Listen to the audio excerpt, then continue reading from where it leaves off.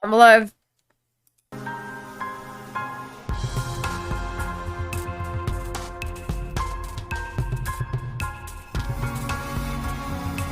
Okay.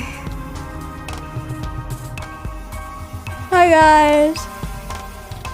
I definitely didn't wake up maybe half an hour ago or anything. I definitely didn't go back to sleep after the first time that I said I would, you know, wake up and shit. Ha ha ha. Yeah. My sleeping schedule's kind of fucked. It's been fucked since finals week. I've been on and off, sleeping at random times. It's not good. But at least now I can relax, you know? There's no threat of the mornings and my morning classes and stuff. So yeah.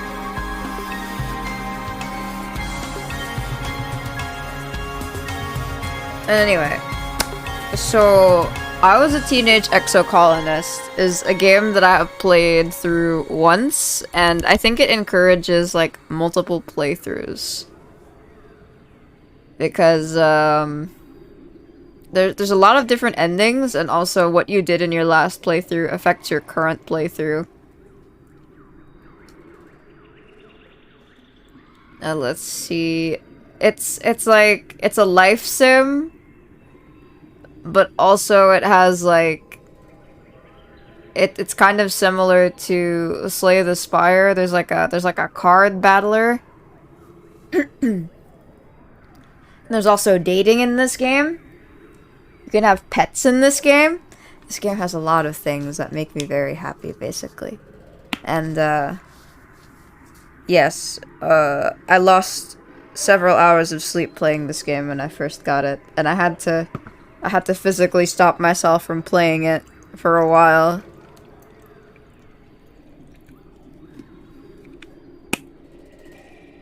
But even though I still have no plans as for how I'm going to do this playthrough, let's just start the new life. Wake up again.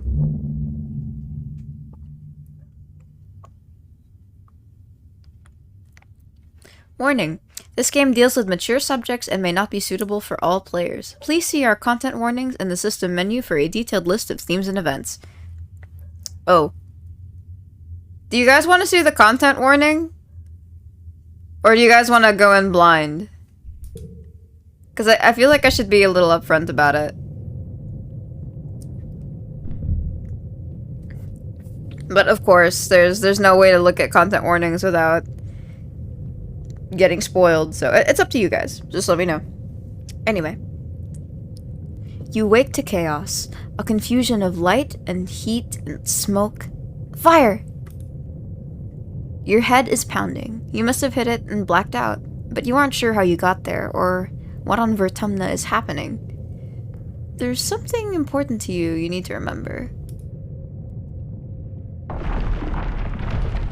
Your stomach lurches as the floor crumbles beneath your feet, then collapses. Your body aches and your eyes burn from the smoke. A figure appears through the flames. It's your friend. Your friend? Wait, why can't you remember her name? She's gesturing and shouting at you, but all you hear is ringing in your ears. What's going on? You try to speak, but the words come out jumbled. Your throat seizes around a lungful of choking smoke, and you feel dizzy and confused. Your friend pulls you out of the rubble. She throws your arm over her shoulder and half drags you towards the door. Through it, you see a deep, eerie twilight, dark blue and cold against the heat of the fire around you. Glow season. Hello, friend. Glowing eyes. You shake your head to clear your vision. Is that some kind of dog? Like from Earth? Friend or foe? Oh, foe! Foe! Oh, not good. Oh dear. Oh god. The creature howls and lunges. Oh dear.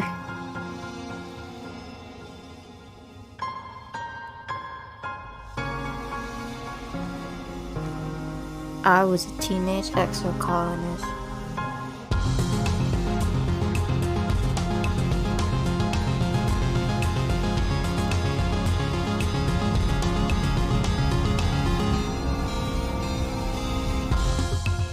You are born on the Stratospheric, Earth's first colony ship, halfway through its 20-year voyage to a wormhole at the edge of the Sol system. Your parents run the hydroponic gardens, which make fresh air and vegetables for the ship. Like the other Aw, Chris, thanks for the sub! Welcome to the stream, bud. Like other colonists, they bravely chose to make this one-way journey to the uncharted planet of Vertumna 4 in the hope they could escape Earth's troubles. They had you the old-fashioned way, merging their genes like they merged their cultures and traditions. They name you... these are the default names, but we're gonna go with something else. We're gonna be Lucky, of course. And this is us. You're a bright-eyed child with an active imagination. Sometimes too active, your mom says. Alright. Choose pronouns and late teen appearance. These can be changed at any time. Cool.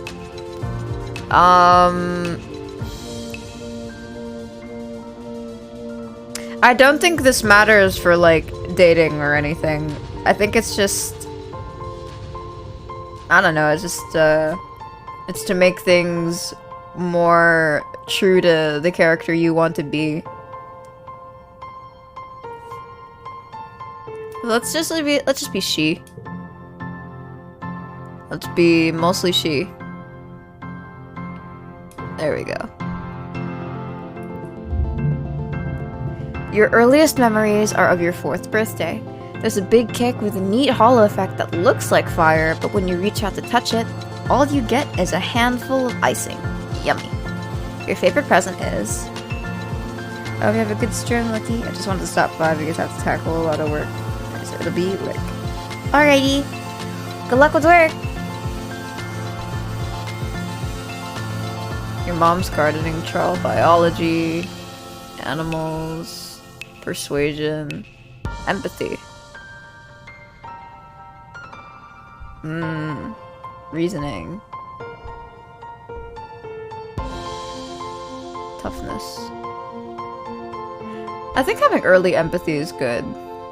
No, wait. Animals. I'm so stupid. I'll always pick the animal book. The best part is the chapter about the dinosaurs. Earth had a lot of animals, but there are none aboard the stratospheric. Dad says Vertumna might have had animals, but we won't know until we get there. Might have animals. You follow your dad around the gardens pretending to be a dinosaur. Cute. From as early as you can remember, you've had vivid dreams every night. You dream about the strangers who seem so familiar, and wide open spaces very different from the stratospheric. Sometimes the dreams are bad, and it makes you scared to go to sleep. So every night before lights out, your dad tells you a bedtime story. You often ask for tales of Earth, a place you've only seen in holovids. Your dad doesn't want to talk about it. How about we save that for another time, he'll say. Or maybe when you're older. He prefers made-up stories. Your favorite is... Sir Knight and Princess Petticoats.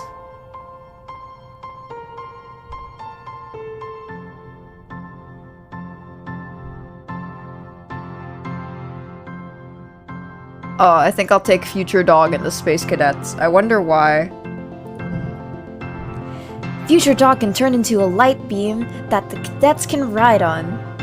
They have adventures in the farthest reaches of space, kinda like you. Every child on the stratospheric is given one genetic enhancement. By age 6, you see the first signs of yours. Eagle eyes. Let's see.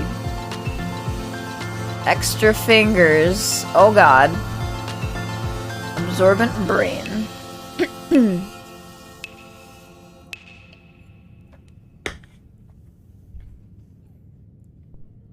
Okay. -1 stress. That's interesting. I think I want me an absorbent brain because I personally am a little dumb and I would like to pretend that I am not. Absorbent brain. Professor Hal says kids learn fast because their brains are like sponges, but when people get older, they can't absorb as much new stuff. Not for you. You're always learning, and your curiosity knows no end.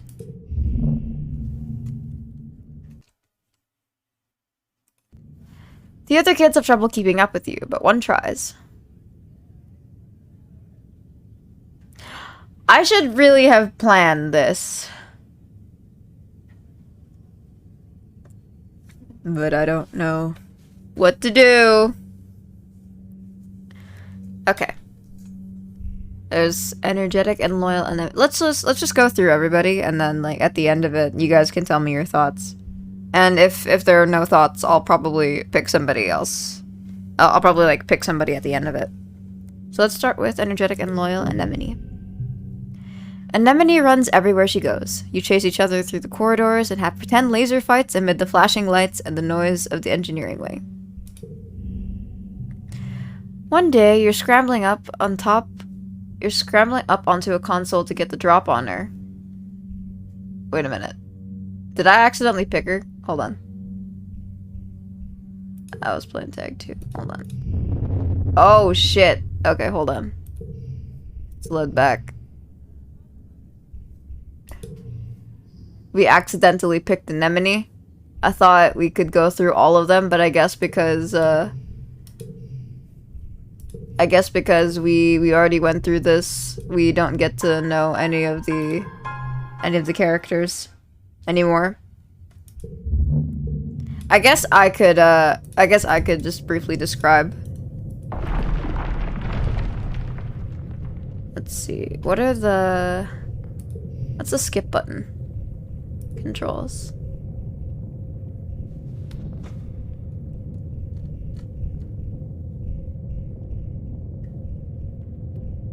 There is no skip button, but that's okay.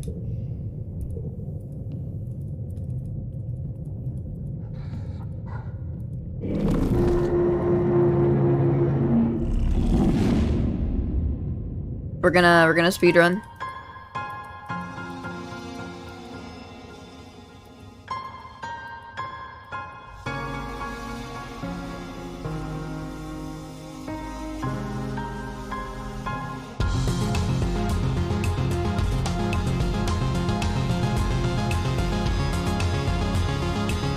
I can just like briefly describe our friend characters in my own words, I guess.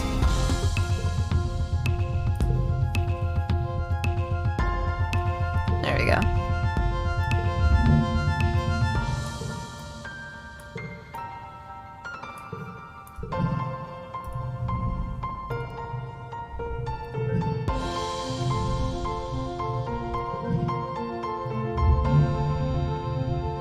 Okay. So, energetic and loyal Anemone. She's just like super into sports. Definitely energetic, like they said. She's just a simple kid while she's growing up. Like, she skips out on class and stuff. Not the brightest, but, you know, she's got a good heart. And there's like tough and gentle Cal. That's this green one over here. He's into gardening and animals and stuff. Typical good boy. Bold and confident Mars, that's her. She's quite upfront about what she wants, and she's very confident. Yeah, right, bold and confident, sorry. I don't mean to repeat things, that's just how you describe them. She's also into fashion and stuff. Likes to express herself. Let's see. There's quiet and adventurous Dis. I think while he's a kid, you kind of don't understand him. It's difficult to understand him as a kid. He probably doesn't he doesn't really express himself very well. And in my first playthrough, I didn't quite get him either. I didn't really want to hang out with him that much. He put me off while he was a kid, but like as you get older, he's more okay. He's just going through some stuff. There's a studious and mature Tangent. She's not here right now, but she's like the typical kid who like puts their everything into their studies, tries really hard to get those good grades. Very logical mind. Adorable kid. And then there's shy and sweet Tammy. I love her. She's so cute. She's just a little gal. Like the epitome of softie, you know? She likes taking care of kids, she likes cooking, doesn't like fighting. Conflict bad. And she's not the brightest, but God, she's adorable.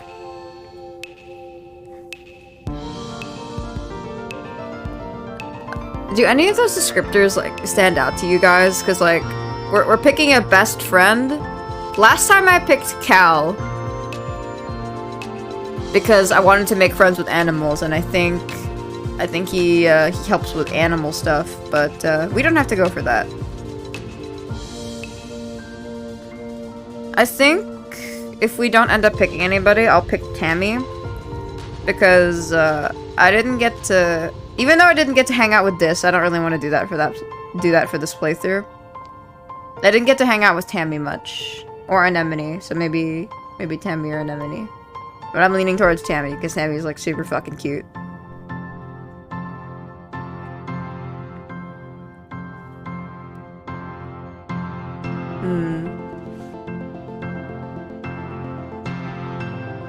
I will wait like another 10 seconds to see if there are thoughts.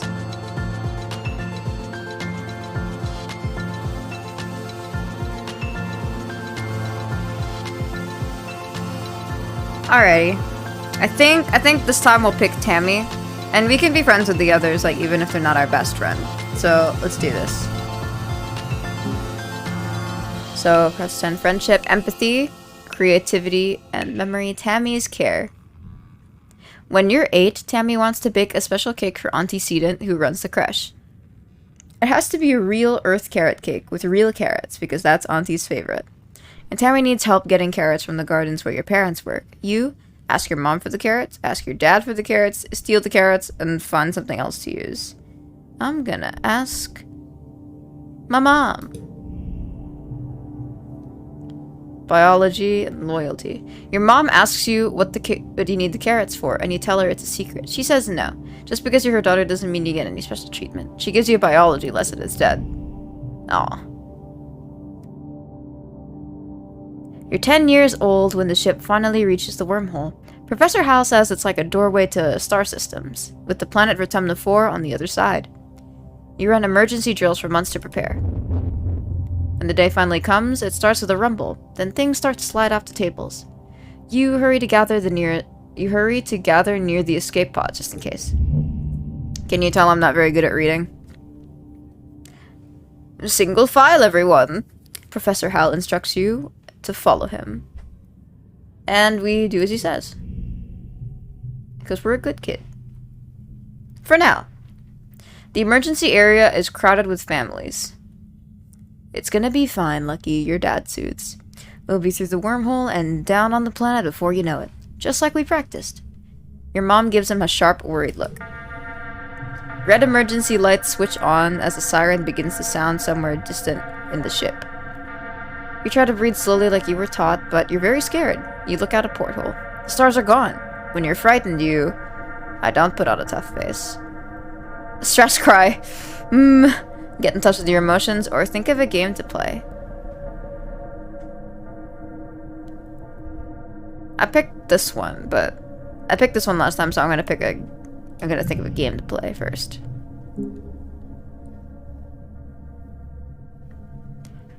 You start a game of rambutan with some of your classmates. You pick the topic, types of fruit. Cal thinks about it. I could name 10 different kinds of fruit. I could name 10 kinds of fruit, he says. Maybe I could name 11, Dis mumbles. Anemone confidently counters with 12. Back to Cal. He thinks again. I could name 20. The others shrug, and Anemone tells him to go ahead. Apple, orange, banana, Cal starts. And tomatoes are a fruit. And cucumbers and corn. Wait, cucumbers? Okay, wait. I didn't know that cucumbers were a fruit. And I especially didn't know that corn was a fruit. The game immediately erupts into an argument of semantics, as many games of rambutan do. You wait. The shaking builds. Then everything starts to get very weird. The hallway stretches, and you're stretching too. Your arms impossibly long. Your head feels like it's slowly filling up like a balloon and contracting down to the size of an atom at the same time. Is this the wormhole? You hear the distant, ominous squeal of metal giving way as the ship shudders and lurches in slow motion. The weirdest part is a sense of deja vu. You're sure this has happened to you before, and you know, somehow, that everything is going to be okay. The shuddering reaches a crescendo. You hear an impossibly loud crunch, and feel weightless for a few seconds before gravity slams you back against the wall head first. You black out. As you slip unconscious, you feel yourself twisted out of time. It's today, yesterday, and tomorrow all at once. And more than just one tomorrow. Lots of them. Different tomorrows. You find yourself in a place that you know from your dreams. Tilled field, dramatic ridges, and a stranger, but also not a stranger, grinning as she grabs your hand. Hurry up, she says. I'm not gonna let you miss this. There are a lot of voices. This will be hard. Especially because, like, I have to switch between them a lot, so, like, please be nice. I'm also really bad at guy voices. I'm really bad at guy voices because my voice can't go that deep. But like, kid boy voices I can do because, you know, anime. I can do those, like, anime kid voices. Distantly, you can feel the ship's shaking has stopped, and hear your parents' worried voices. Feeling safe, you slip further into the warm embrace of the stars. You drift. Gradually, your consciousness reforms. You wake up in the medbay. The medbed under you plays a soft tone, and an automated voice speaks. 2 weeks have elapsed. The patient's cranial injury has completed healing. They may now be safely discharged. As the fog lifts from your head, you realize something seems different about this room. It's so bright. You try to focus on the window. Something is definitely different. Sunlight? Trees? Ground? Instead of the familiar blackness of space, bright light from the twin blue and yellow suns is streaming through the windows. You peer out and see fields, grass wall domes, and walls ringed by giant mushroom-like trees. There are construction materials everywhere, and people walking around, outside, on the ground! You'd better get out and join them. Rush outside to start your new life.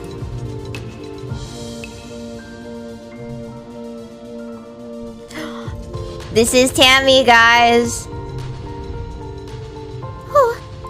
Sorry, too high. Oh. Tammy jumps as you step out of the ship's quarters behind her. You're awake. You've been asleep in the medbay. You've been asleep in the medbay for days. Are you all better? You rub your eyes. You do feel groggy. Everything is so strange. The air feels moist, and the ground is covered with pale blue powder that crunches under your feet. The reflections off it are blinding.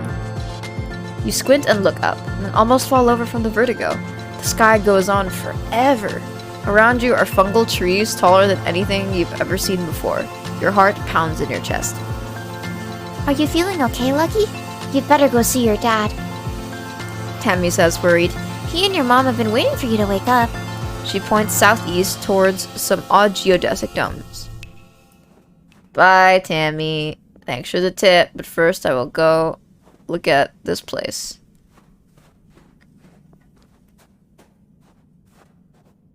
Okay, so that's our dad. Anybody else around? Nope. Alright, I guess we just gotta talk to our dad.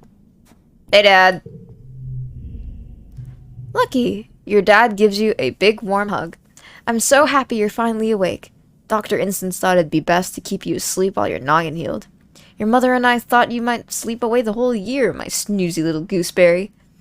He checks your head and looks relieved. He was clearly very worried about you, but covers it with jokes and smiles. Aw, you love your dad. He's so embarrassing. No, I love my dad. He's a good dad. Welcome to Vertumna, he says, gesturing around you. You've never seen the stratospheric from the outside, except in pictures. The ship has been separated in two, and parts taken off to form other buildings and a big wall around the whole colony. The alien jungle creeps right up to the wall. Only the geodesic greenhouses pass outside it, dotting their way up the hill. It's beautiful. How'd you do this so fast? What's outside the walls? It's beautiful. I'm glad you agree, he says. Your mother and I, we've been waiting a long time to see grass and trees again, even if they are purple. Oh, before I forget. He pulls a package out from his satchel and hands it to you. You blink and stare at it blankly. Don't you know what day it is? He asks. You honestly don't. You remind him that you've been asleep in the medbay. Happy birthday, he shouts, wrapping you in a warm hug. Your birthday already? You feel a dizzying sense of déjà vu. You stare hard at the wrap package. You know exactly what is in there. You remember it. No, you dreamed about this package some years ago on the ship.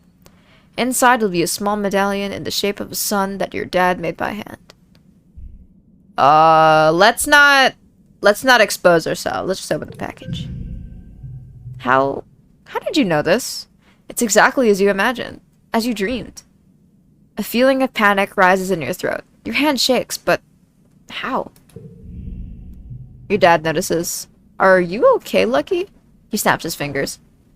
Dr. Instant shouldn't have let you out so early. Sometimes those sleeping meds take a while to wear off. They might make your head feel funny for a few hours. You nod. Maybe that's all it is.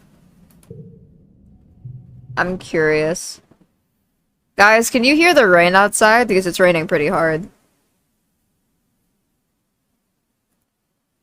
Also, can you guys even read the text? I'm worried that, like, the screen is so small that you can't read the text. If it is too small, I'm gonna try to adjust it so that I fit on screen, but also you guys are able to read. I could make it take up the whole screen if ever. Yeah. First time chat. Kai Shatria. Nah, can't take it. Can't hear any rain. Thank you. That's great. Someone shouts your dad's name. Listen, I'm so sorry, Lucky, he says. But I have to get back to work. There was an accident when we landed and he stops himself. Don't worry. We're gonna fix it. Your mother and I. Professor Hal is expecting you in classes if you're feeling up to it, your dad says, pointing west to the engineering wing in the rear end of the bisected ship. Then he points to the large doors that you came out of earlier. Or you can relax in our quarters until you're feeling better. We'll talk later tonight, he says, then kisses the top of your head and ruffles your hair. Have a wonderful birthday, Lucky. I love you. Love you too, Dad! To enter buildings, click on the door or the flag beside it. Or to get close, press enter or another action button. Then choose an activity for the months to gain skills and advance time. There are 13 months, a year, and 10 years till the end of the game. You only have enough time to focus on a few things. Yeah, that makes sense. Excuse me as I drink more water.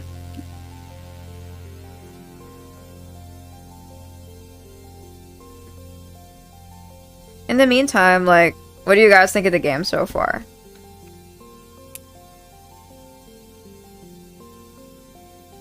It seems like a little intimidating at first with all of those, like, not statuses, those the things that you have to keep track of on the left. But I think it's all good. They're kind of lenient while you're first starting out. And they kind of understand that, like, new people may not understand completely how to play the game. So, yeah. It's digestible, methinks. Alright.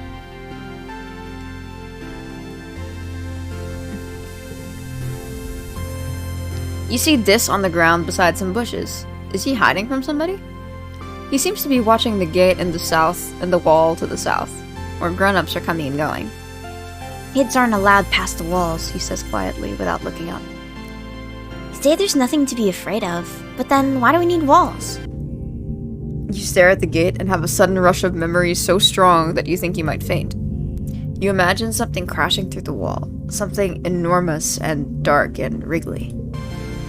For years in space, you've had half-remembered nightmares of monsters.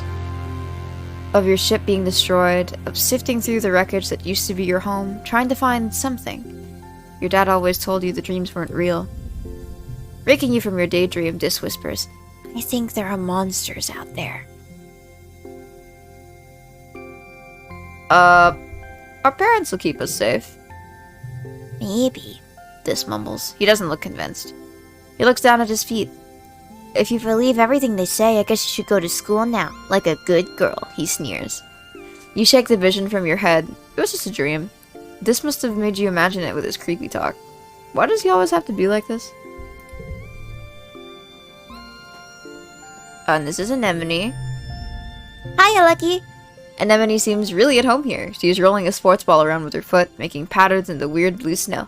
This stuff is different from the snow on Earth, she tells you. Because it isn't cold, but it's still neat, and you can make stuff out of it. Your foggy head clears a little. Anemone is simple, physical, real. You always feel grounded near her. What you making? Just snow spirals, she says. But me and earlier, Cal made a big snow pal. You missed it while you were sleeping in medbay. She smiles her broad, gap-toothed smile at you. Now you're awake? Now that you're awake, we can play. Have you seen any monsters? Nope. Just some little bugs. The grown-ups would say if there were monsters, right? She shrugs, then smiles reassuringly. Even if there were monsters, Chief Rat would beat them all up. So don't worry. My mom says we're safer here than we were in space. You both look over at the wreckage of the Stratospheric, the spaceship where you were born. Anemone's mom, Auntie Seaton, is probably right about that. Look at what the wormhole did to your ship. Why aren't you in school?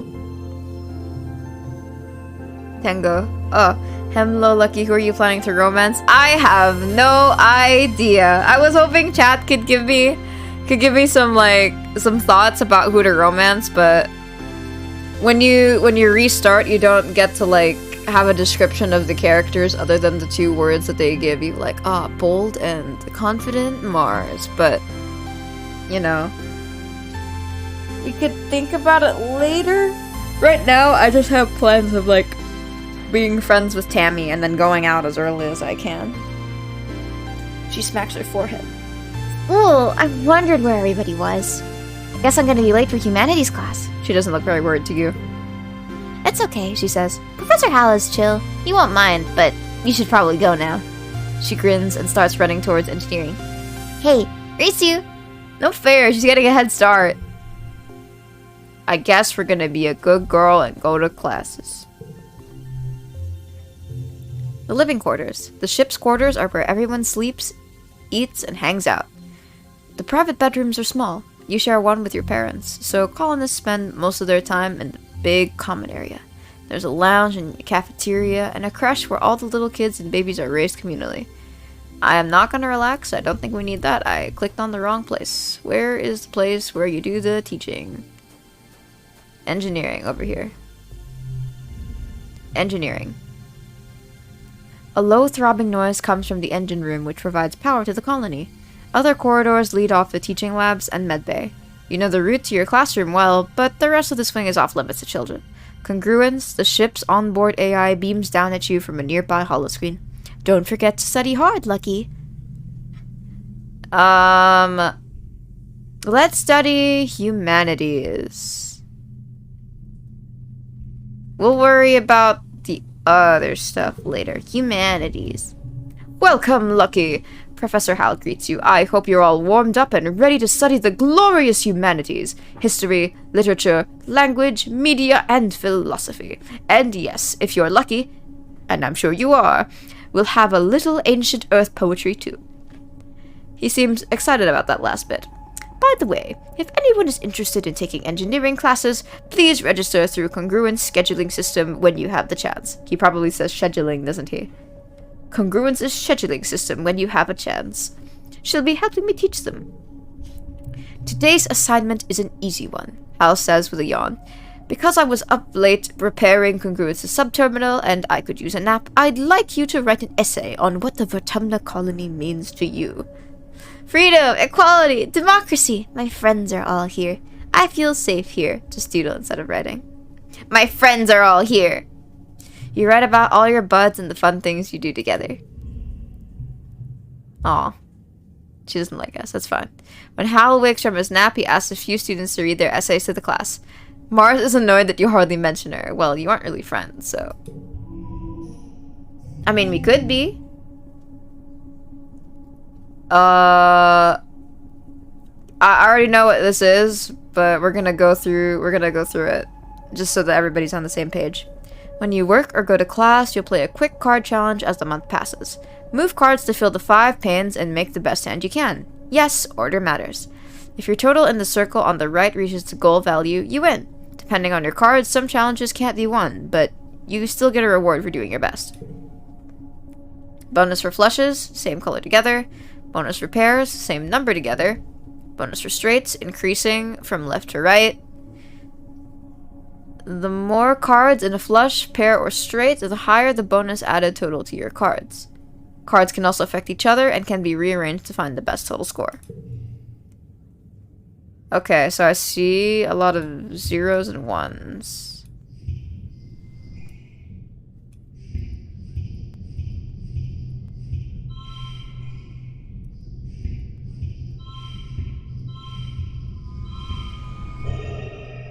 Yeah, okay. We did it.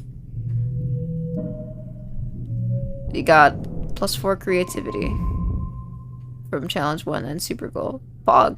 Your skills increase when you work or go to school, with extra skills if you win the challenge, and a kudos bonus if you make the highest scoring hand with your cards. Working also increases stress, which prevents you from working if it reaches 100. To relieve stress, take a month off to relax in the quarters wing. Okay. Your parents have been working from first dawn to well after dinner every day.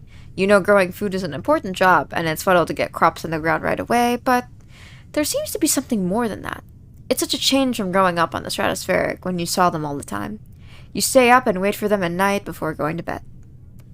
Though you can tell they're exhausted, they make an effort to spend time with you.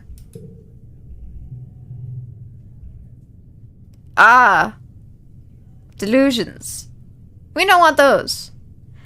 I'm sorry we haven't seen much of you, little gooseberry, your dad says. Your mom watches you as she works a pebble out of her gardening tiller, which also serves as a crutch. Have you been holding up? I learned some stuff in school. I'm glad to hear that, your mom says. I want you to study hard, work hard, and stay out of trouble. Your dad smiles. And Professor Hal will give you kudos if you get good grades. You can spend those at the depot once it's open. You know, says your dad, raising an eyebrow at your mom, I think there are lots of different ways to learn, and school is just one of them. You can learn from working on a hobby or by helping a friend. Based. Your mom shakes her head and sighs, though you can tell she's trying to put on a gentle expression. We both agree that this colony is an experiment, and that means we're going to do things differently than on Earth. You're old enough now to start making your own decisions about your education and future, and if that means finding your own way, we accept that. Your dad puts a hand on your shoulder. We'll be proud of you no matter what you do. Try talking to your friends. They might have ideas for how you can spend your time. And come by geoponics, your mom adds. We could use your help. Shoveling dirt in geoponics? Let's go.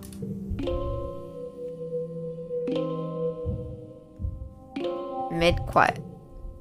Okay, so during my first playthrough, I spent a lot of time working on my reasoning skills, and some of these, tough ones. So I think I might do this part, the empathy, persuasion, creativity, and bravery first. Because I didn't get to do much of that. And I want to see where it goes. Oh, but let's register for engineering classes anyway. Using Congruence's HoloNet scheduling system is almost a test on its own. You feel like a hacker navigating the confusing interface, but manage to add your name to the list of drop-in students. You're now eligible to join Tangent and some of the older students in engineering classes. Cool! But humanities! This month, you've decided to explore pre-holographic media on Earth, which is a pretty great excuse to kick back and watch movies all day. It's hard to believe that all movies used to be 2D. Boring. It feels like too much learning to be fun. I just don't get it.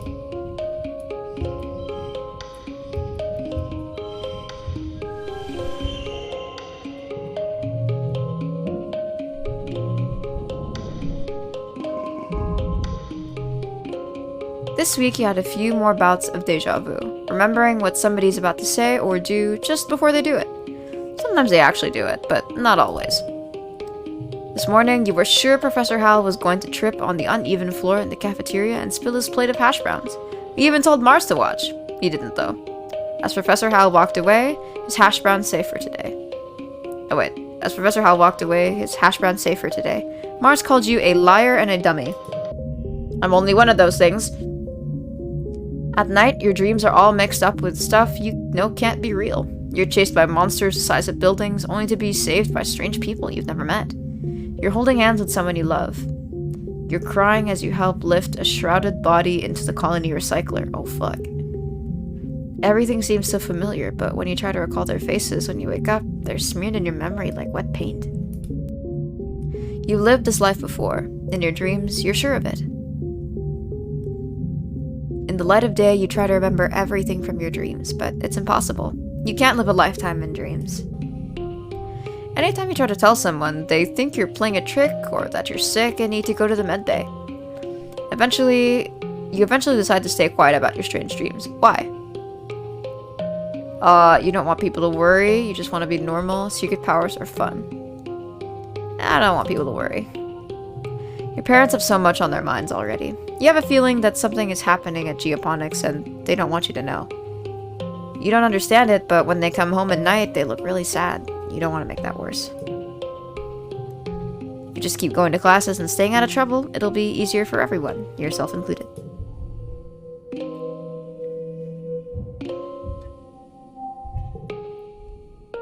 Oh, it's Tangent. We call her Tang. Tangent is hunched over her hollow palm, frowning and poking angrily at the air. She speaks without looking up at you. Professor Howell wants us to prep a list of native flora with pictures. There should be a catalog on the Colony HoloNet, but I can't find it anywhere. I'll help you find that catalog. You launch your own holopalm and start searching the colony's HoloNet archives for a list of autumnal plants and animals. 10 minutes later, you find it buried under survey logistics in the expeditions net. Anemone passes by and pulls a face at the two of you. Hey, Holo nerds, she shouts. School's over. Come play sports ball in the sunshine. Tang just rolls her eyes. Come on, don't you want to play ball? That sounds fun.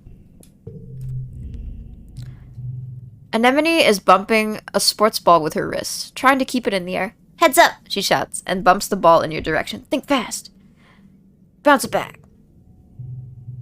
You bounce the ball back and forth with her, trying to see how many times you can rally and keep it going. Anemone tells you about the new sports ball court, a proper regulation-sized court, way bigger than the little zero-G one on the stratospheric. Her brother Calm is coaching the junior sports ball team this year. He's so great, she says. He's good at everything, especially spiking. He's coaching me to play awesome like him. You should tell him to join us. I'll think about it. Tammy. You see Tammy sitting quietly near the entrance to the lounge. You've known her for, well, your whole life. Back on the ship, you used to play with her. Tammy had the best doll collection. After her mom died, her dad used all his nanoprinter creds to print her a different doll every month for a whole year. Her ears perk up when she sees you. Oh, hello, Lucky, She says, her voice is soft and dreamy, like a beam of starlight.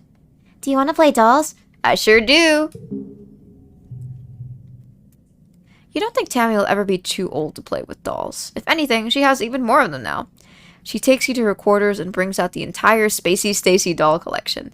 A disturbingly realistic baby with bowel movements. Oh god. And two super fancy posable dolls named Lily and Tilly who can be programmed to move on their own. Tammy isn't very good at the programming, so Lily and Tilly just roll around awkwardly when you turn them on. You cover it quickly by saying they must be breakdancing at a club. How do we know what a club is? The two of you spend the afternoon making up stories of their rise to stardom as professional dancers. Nice. Now let's talk to Mom and Dad. Mom and Dad. You find your mom hard at work setting up the greenhouses with a small construction crew. You've seen these plans pinned to the wall of your family's quarters for years now. These geodesic domes will house the more delicate plants from Earth. Spinach, tomatoes, maybe even fruit.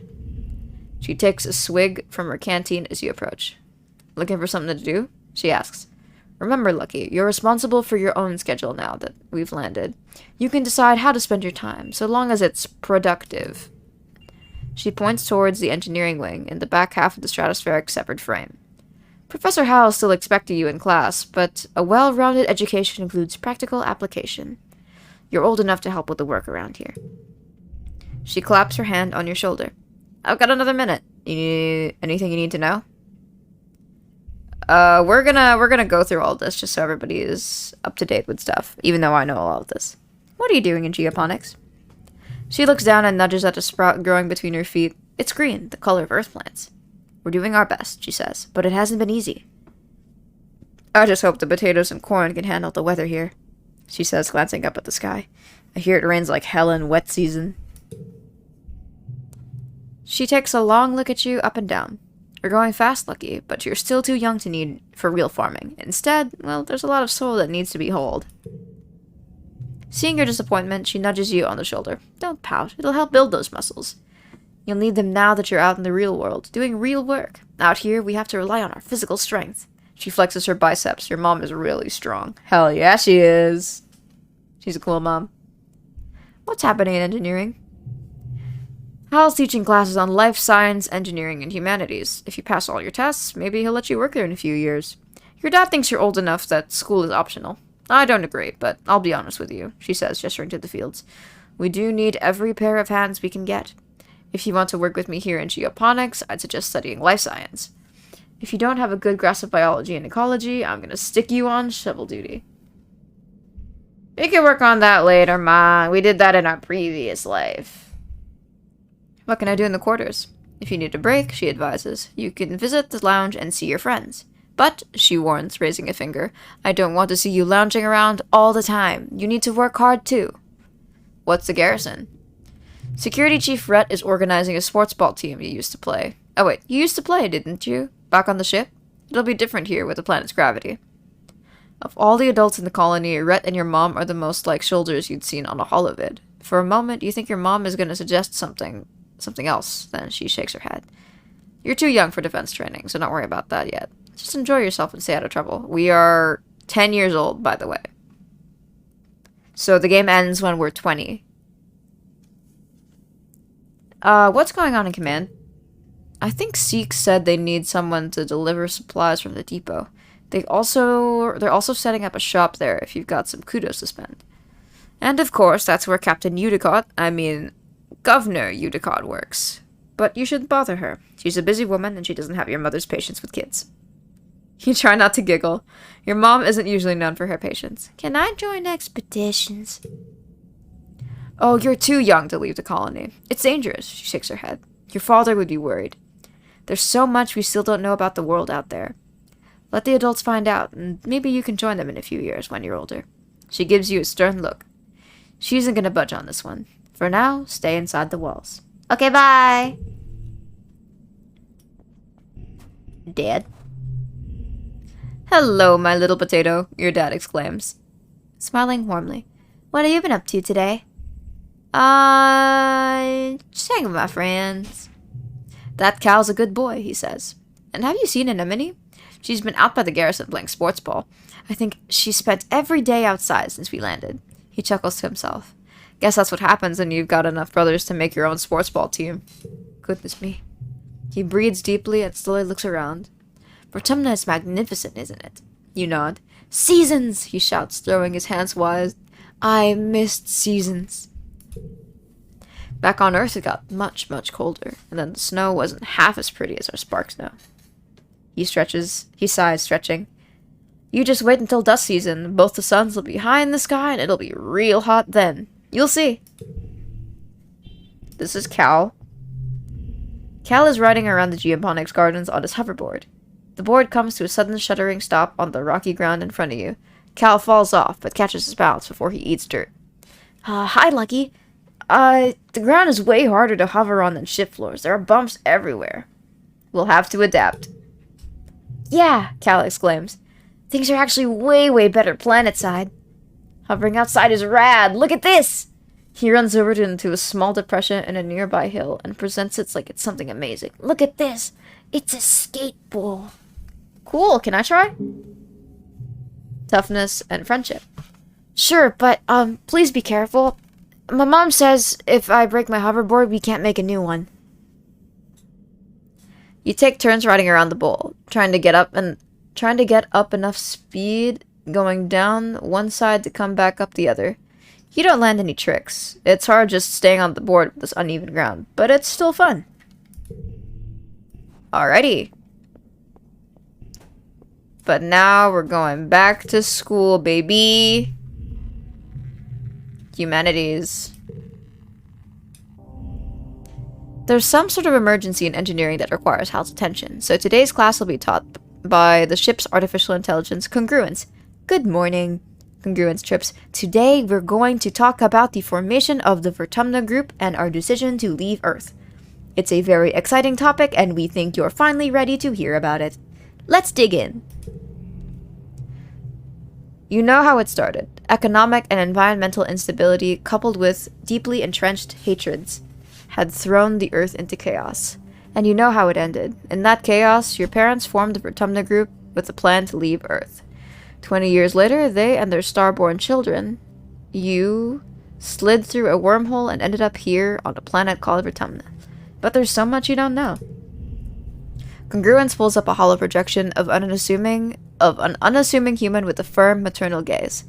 This is Planktonic Ascendant's Wang Bodha Schmidt, she says, the spiritual leader of the Vertumna movement. They were what people called a speculative fiction writer. I don't think I can do the robot voice. I think she has like a chipper voice, to be honest. I don't think she has a super robot voice, so we're gonna go with the chipper robot thing. Kind of like Pathfinder, but I don't have the robot-y effect. So They were what people called a speculative fiction writer. The Vertumna Project proved that their writing, though speculative, was far from fiction. wait, a sci-fi author? Yes, Congruence tells you. Their best-selling novel, Life Beyond the Einstein-Rosen Bridge, told the story of a fictional utopia on the other side of the real-life anomaly at the edge of the solar system. Scientists had been investigating the wormhole for years, but it took a poem to imagine we could travel through it. Wang Bodha Schmidt's writing centered around the idea of humanity building a technological utopia on another world. Translated to 100 languages, this was a compelling idea to people at the time, so fans started connecting in VertSpace. Far from just a book club, these people bonded over mutual aid amid the increasing unrest in their own countries. They were committed to Wang Bodha Schmidt's idea of a future where everyone is treated equally without prejudice. But they realized it couldn't be done online, Congruence tells you. Though committed to social justice, the group saw the impossibility of forming a truly egalitarian society while also reckoning with their own implicit biases and the diverse context of their real lives. They realized that this was the work of generations, and the solutions must look to the future, and as Wang Bodha Schmidt did. Okay, I've heard enough. Time for a nap. God. If I were a kid, this would be kind of a lot. So they got together. The image of a squat concrete building with a rooftop garden replaces Wang Bodha Schmidt around the edges of the classroom. The hollow projector gives the impression of towering walls topped with razor wire. The first Vertumna colony, Congruence tells you.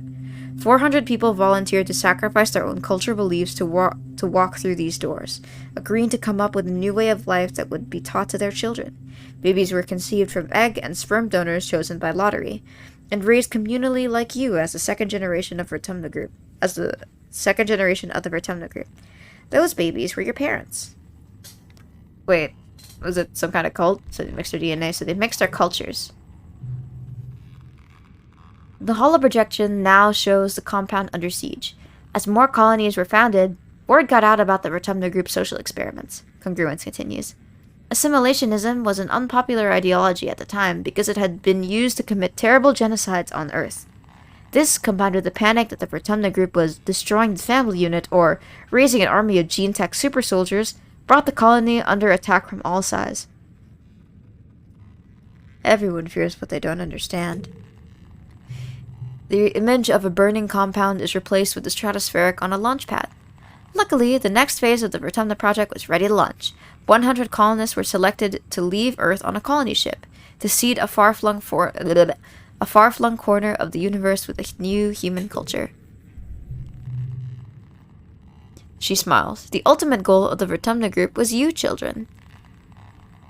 A generation raised completely unburdened by troubles that plagued Earth. Isn't that lovely? But how did they build the ship? What was Earth like when they left? So nobody on Earth was like us?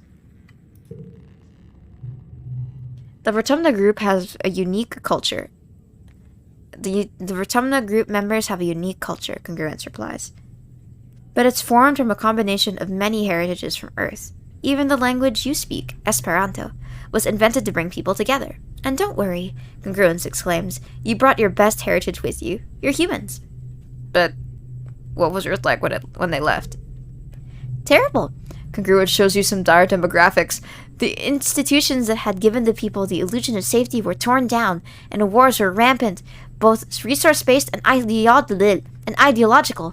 Large parts of Earth were rendered uninhabitable by climate change, pollution, and nuclear war. especially the critical food-growing regions of the world. The Rotemna group were the only ones trying to escape Earth, but as far as we know, we're the only success. Holy shit. But how did they build the ship?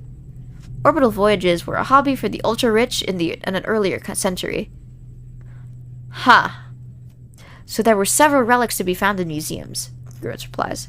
The difficulty was not in acquiring a ship, but in making it space-worthy and in the logistics of the launch itself. The group crowdsourced enough funding to purchase and repair the ship. Gruitz smiles. As for logistics, well, you are speaking to the solution right now.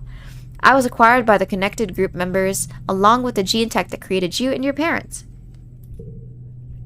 The Stratospheric was the first manned vessel to navigate the wormhole at the edge of the solar system. Given the state Earth was in when it left, it may have been the last. So much information. Your head is so stuffed with ideas that it might burst. Professor Hal and your parents never mentioned this stuff before. They waited to tell you because they wanted you to grow up without feeling different based on your genetic makeup or family history. It's hard to imagine having a different culture than your neighbors. You wonder what it's like. Everyone celebrating different holidays, eating different food, speaking different languages. Are you missing out, or are you better without it, like the original colonists believed? It's hard to say, as the decision was made for you long before you were born. All you can do is be the best lucky you can be. Get to work. I need some water first.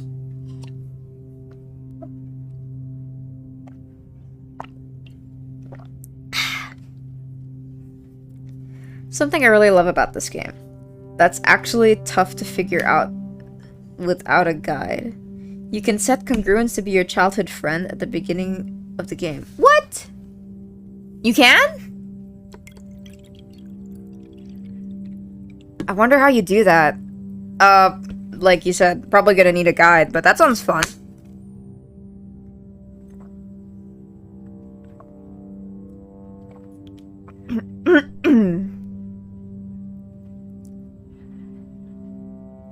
Let's do all the gameplay stuff, but not the harder gameplay.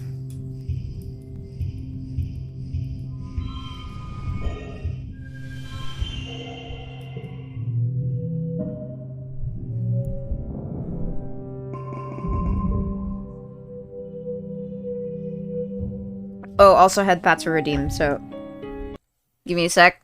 Head pat time. I'm gonna move it so that's on my head. Yeah. Thanks for the head pats, Tangle. Big preach. No! Don't make me bark again! We did this yesterday already! No! Okay. Oh, is my mic peaking? It might be peaking. Hold on. Oh, just let me know if you can hear the barking. Hopefully you can, so I don't have to repeat myself. I wasn't there yesterday. Stop! I know you weren't there yesterday, but I hang out with you all the time. Anyway.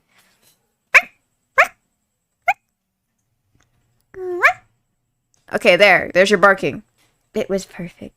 Thank you. Pot friend. Oh, yeah, Elden Ring. Alright, let's remove head pat, and then we go back to the game. Alrighty. I think we need to rest now. We have too much stress. Oh, it's Mars. Hey, Mars. A sharp whistle interrupts your thoughts. Hey, Lucky! Mars calls out to you. Come here, I have a job for you. You walk over to Mars, who's fanning herself in the shade of the ship. It's so gross here, she complains. All this pollen. Yuck. At least on the ship we had climate control. Ugh. Tammy made me some soy sweets, but there's no way I'm going out there in all this weather, she continues. Since you like running around in it, could you fetch them for me? Okay. Good, Mars claps. I saw her with Cal earlier. Finally, he got her to leave the ship and go outside. I bet she's terrified. She probably is. I need a break soon, yeah. After we talk to people. Tammy is staring obliviously at the sky, smiling to herself. She startles as you approach. Oh, hello, Lucky, she says, putting her hand to her chest. Do you need something? I'm here for Mars's soy sweets. Tammy smiles at you.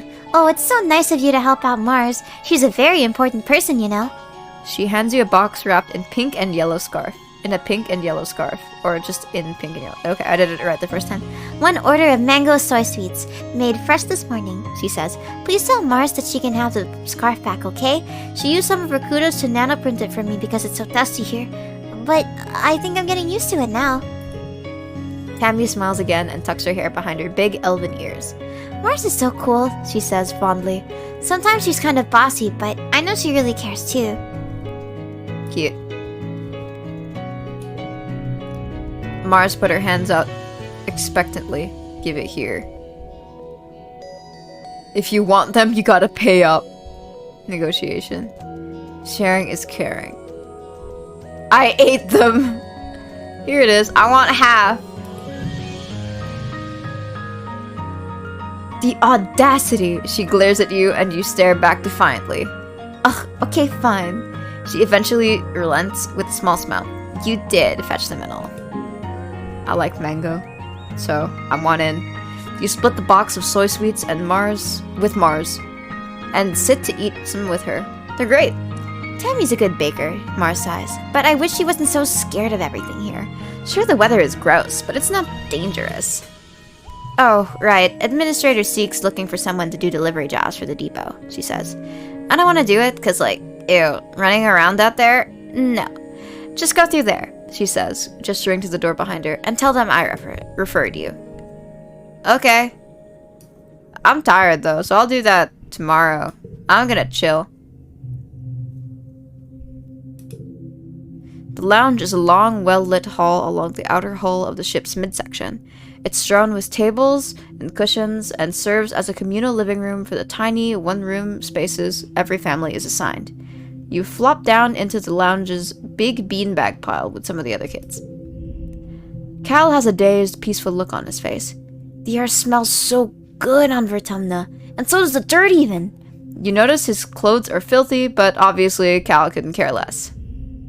Anemone bounces in. Holy crap! There's so much space to run around and play in! Common Chief Rhett set up an outdoor sports ball court, and it's way larger than the old one on the ship. Tangent carefully selects one cushion from the pile and perches on it. The school's expanding to some of the empty engineering bays, she tells you, and we're getting a big new lab to do experiments using local resources. There's so much to learn about this planet.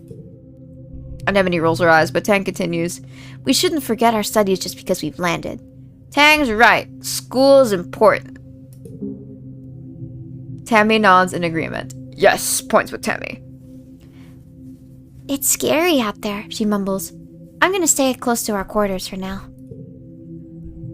You've had less of the deja vu, dreams come to life feeling this week, and you're starting to think you'd even imagined it.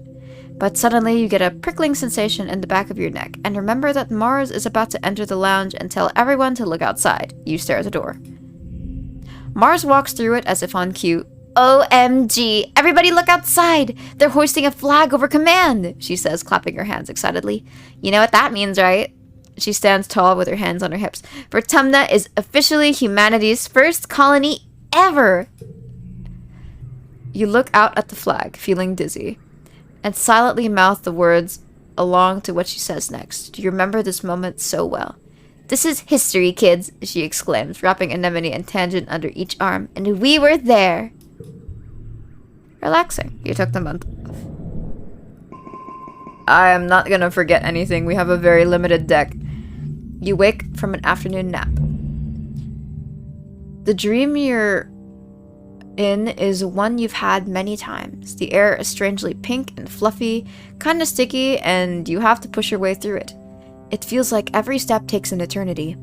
You push through the pink cloud and emerge into the children's creche, a room you know well, to see your friend Tammy standing before an enormous bear made of pure light.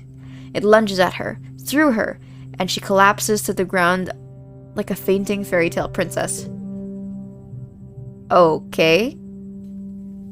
You wake with your heart racing. Tammy is leaning over where you've been sleeping in a nest of pillows. She shakes your shoulder gently. Oh, I'm sorry, Lucky, she says as if speaking to a small child. I think you were having a nightmare. Are you okay? Are you? Nothing bad happened in the dream, but you feel sick with dread. Since you're awake, you should visit the cafeteria. Auntie Seaton is making a new kind of candy, she says. It's made of cotton. Isn't that weird? I have to go tidy the crush first, then I'll meet you there. Save some for me, okay?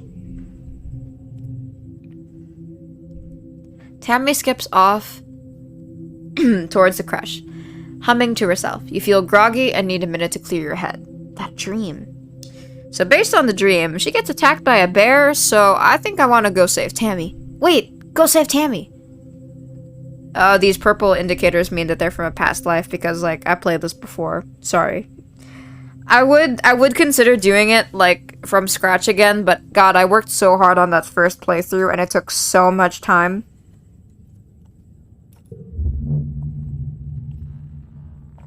You sprint down the hall to the children's crush, where the little kids play and learn during the day. It's empty. All the younger kids are probably off eating candy with Auntie Seaton. You spot Tammy tidying up some drawing supplies near the craft bins. Above her, a holoprojector displays an enormous floating teddy bear, made of purple light. It bobs silently in the air. Mr. Bearsworth, a decade of happy memories playing with it flash through your mind in an instant. Tammy stands up on her toes and reaches for the switch to turn it off. You slam into her, knocking her off her feet onto the ground. At the same moment, the holoprojector sparks and explodes. The bear disappears, and the whole room goes dark. Her hair looks so fucking soft, and she looks adorable. In the dim emergency lighting, you see Tammy's eyes wide with surprise and fear. She sits up and rubs her elbow, staring at you. Sorry, are you hurt? It's okay. It's okay, she sniffles, looking like she might start crying. Why did you do that? Owie. It was an accident. I tripped. Oh, she mutters. She sniffles and wipes her nose, like she's trying not to cry.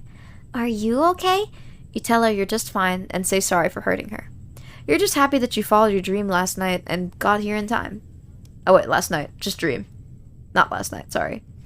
You decide not to mention the dreams, since she seems weirded out already. After a minute, the lights come back on. The projector is dead. A thin trickle of stinky smoke comes from the base. Don't worry, Tammy says, brightening as she gets to her feet. Professor Hal can fix it. He can fix anything. By the time you find the projector and finish cleaning up, you've forgotten all about the pink candy in the cafeteria. Saving Tammy.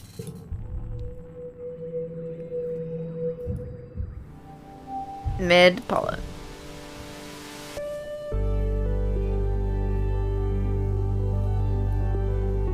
Okay. Now I can talk to Tammy again. Tammy is sitting down in the grass with a baby on her lap.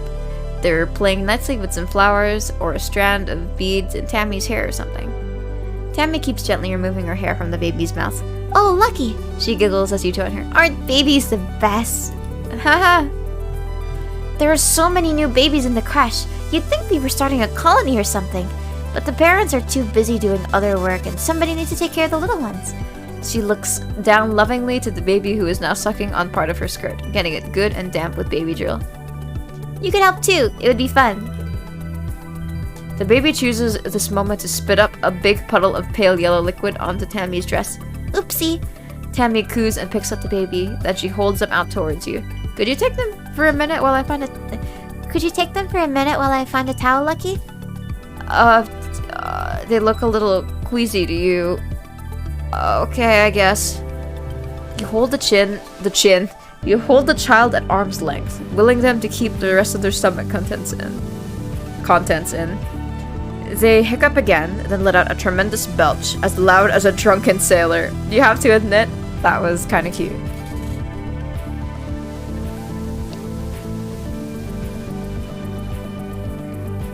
Okay. I just want to check what I have to do for something. I'm gonna go to the gate.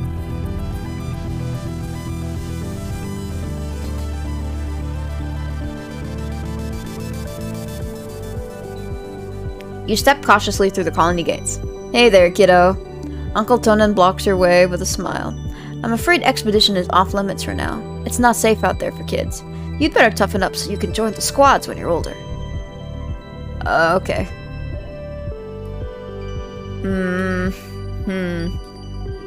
I need bravery or toughness. How do I get bravery? Maybe I should just do toughness because I want to go out as early as I can. I think I'll do that. Yeah. Lucky. Tangent says, approaching you with purpose. We need to discuss my brother. Who, dis?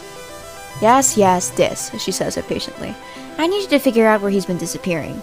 Ever since we landed, I barely see him anymore.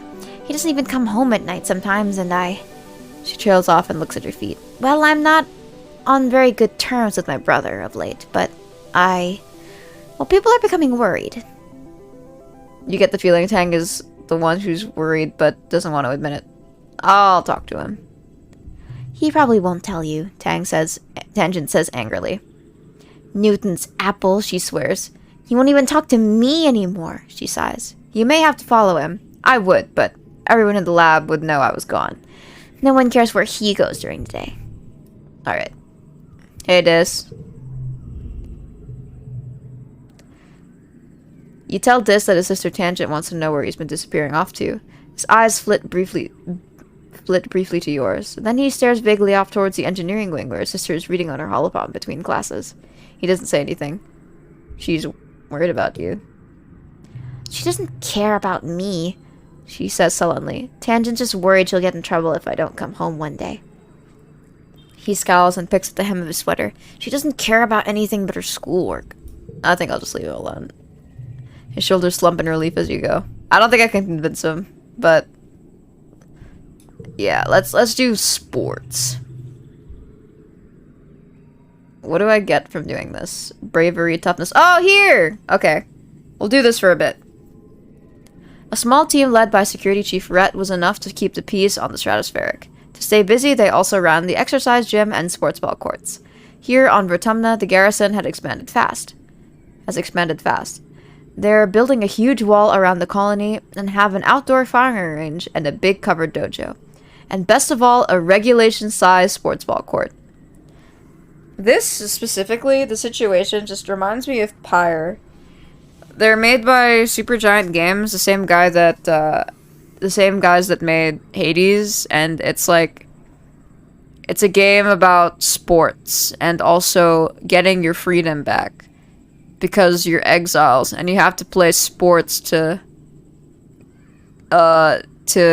get your life back and not be exiled anymore. It sounds dumb, but it's actually really good. The art's great, the music's great, the characters are great. I miss it. And I was thinking, when the channel gets kind of bigger and, I can figure out how to do polls and stuff, I'll probably do a Pyre playthrough where we can all, just decide stuff that goes on in Pyre, because there are decisions there, too.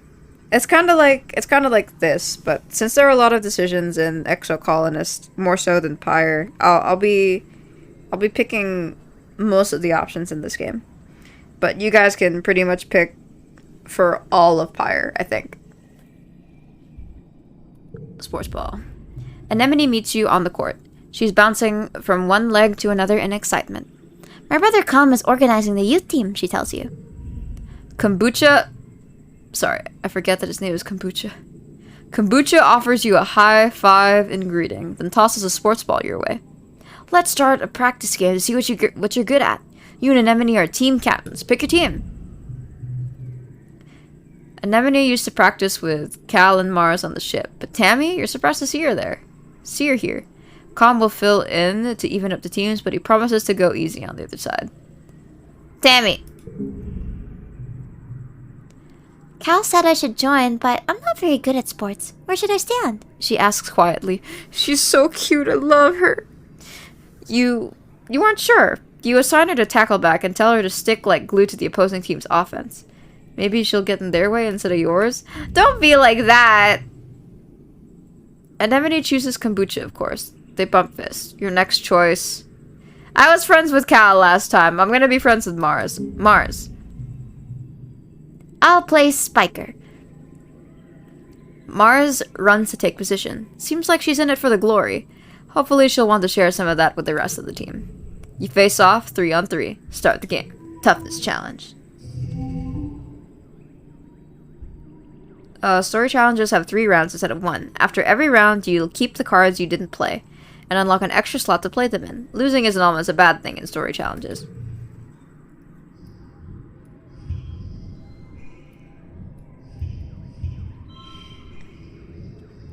It's all 1s. That's fine.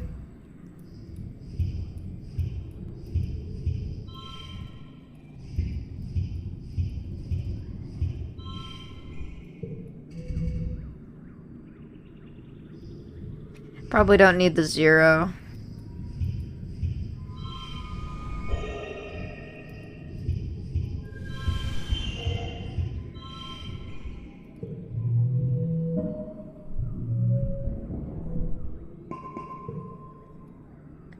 Tammy tackles Anemone in a brilliant takedown that surprises everyone. She really took to her role as the immovable object. Go, Tammy! The score is tied. With Anemone and Calm putting the pressure on, then blam! You score the match point with a rad spike all the way from the net line. Playing sports ball. Set neighbors to this value. Oh, that's not very good. I got me some bravery and some toughness. I'm gonna keep doing this for a while.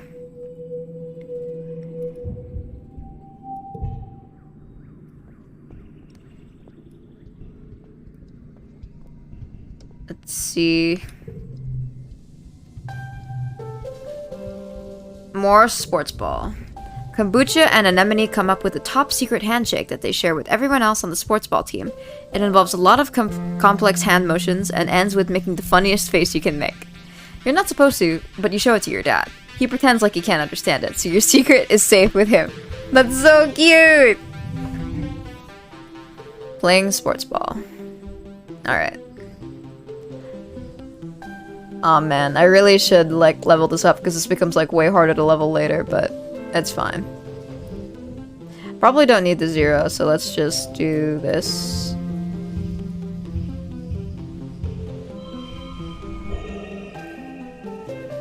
Is there something better I can do? Nah.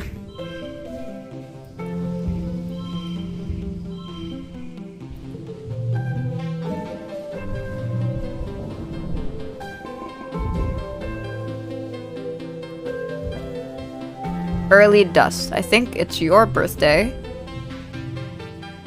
Anemone is lying in the dirt, sweating and gasping for breath. It's so hot, she complains. How am I supposed to run in these conditions? I got something for you. Xeno egg. Cool, thanks, Anemone says, taking the egg. I guess it is my birthday this week. I kind of forgot. So then I trapped it in my room, Anemone says, telling you all about the bug she saw in her quarters.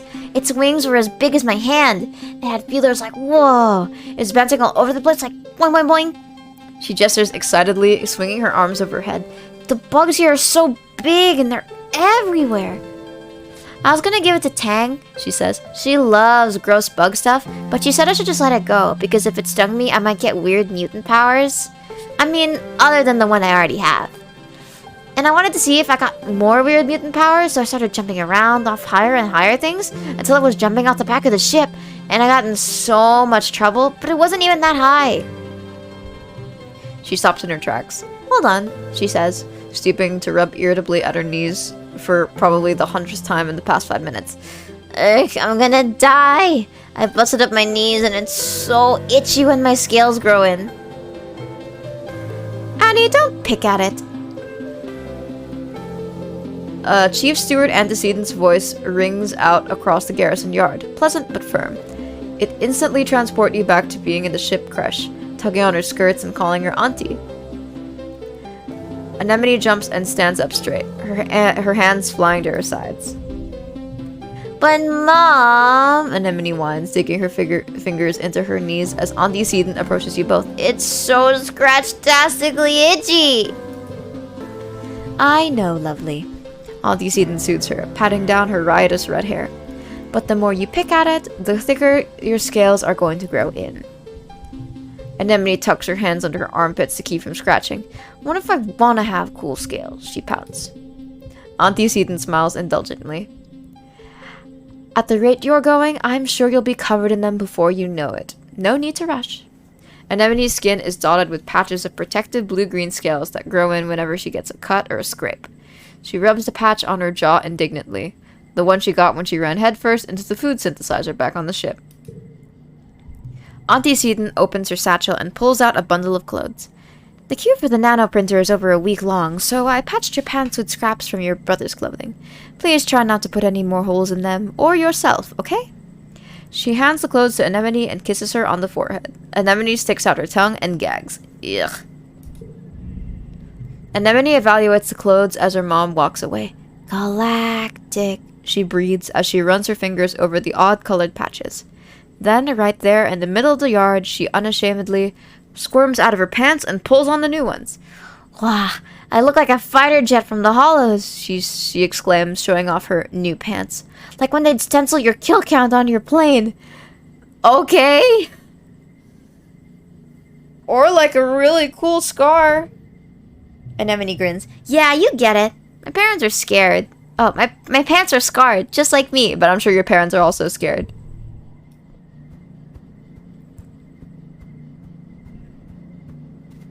Ed.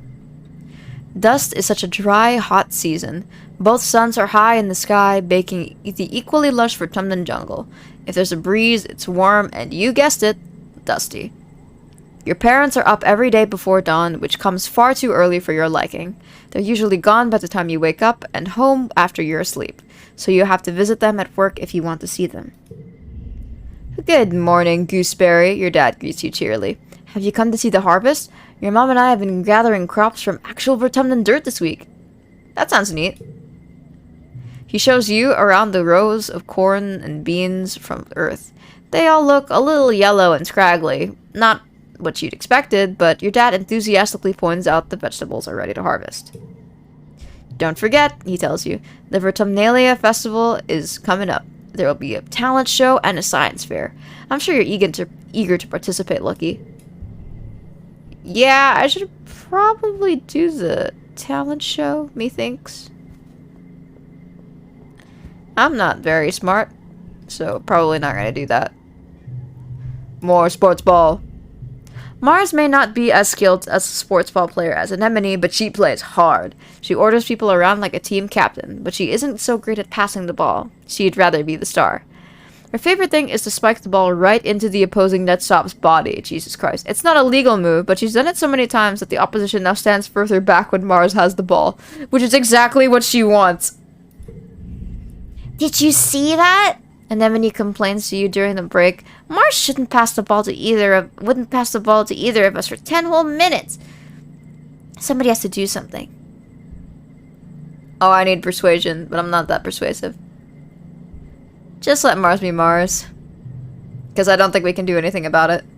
You keep passing Mars the ball, and she keeps trying to spike it from the net in huge wide shots that often miss. She gets another penalty for holding the ball for too long when Anemone is clearly open. At least Mars is getting better at those long shots. She seems happy. Okay.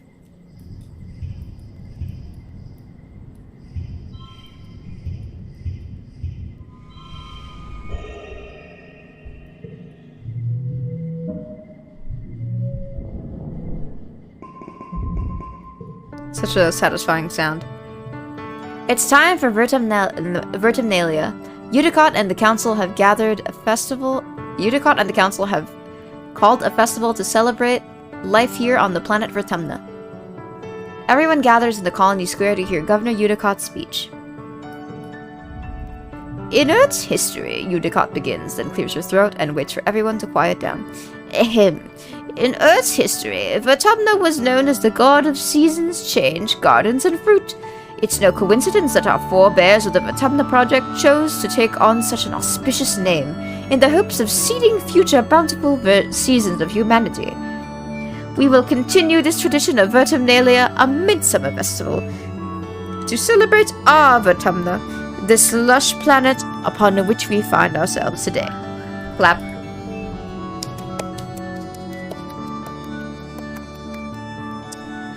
Everyone cheers and applauds. The members of the council all get up on stage one at a time to give their own short speeches. Governor Udicott announces each one. Governor Udicott, command. Chief Administrator Seek, command. Security Chief Rhett, garrison. Chief Engineer Instance, engineering. Chief Cultivator Flulu, geoponics, that's our mom. Chief Steward Antecedent quarters, and Chief Surveyor Melatonin, expeditions. When it's your mother Flulu's turn, she announces that tonight you'll be eating some of the very first crops grown from Vertumnan soil. Your eyes go to the feast table. Aboard the Stratosphere, it would have been mostly soy-based food from the nanoprinters, spiced up with what precious fruits and vegetables could be grown in the small growing bays. This year, the plants look even less robust than usual, but they're supplemented by some Vertumnan plants you've come to appreciate. Juicy potato pods and slabs of edible fungi. Gotta hop out soon. Have fun choosing a path in life. Bye-bye. Bye, Tango. Thanks for coming. Udicott takes the stage after everyone on the council has said their piece.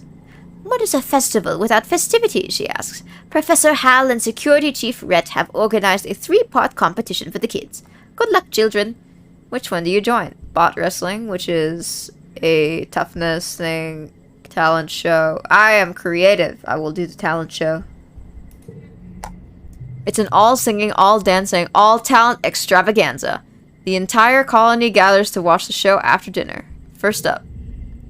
This plods up to the front of the stage as a pop song starts to play. He just stands there, deadpan, staring into space with his arms at his side while the singer belts out the first verse. Then, as the chorus comes in, he suddenly springs to life, dancing and lip-syncing to the lyrics frantically, waving his arms and grinning maniacally.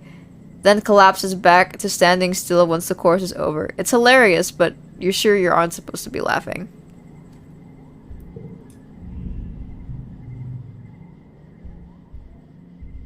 Ooh, hoverboard trick sounds fun. I would usually do a magic act, but hoverboard tricks, though. Sorry, I skipped. I read the options because I got curious. Next, Mars performs a choreographed dance routine to an old Earth song by an AI idol. That's Tsune Miku? Is that Miku? She has light-emitting balls at the end of her hair, which she swings around everywhere in the dim light while controlling a small floating ball drone who dances with her. It's total overkill, but is impressive. Your turn. What do you do? Hoverboard tricks.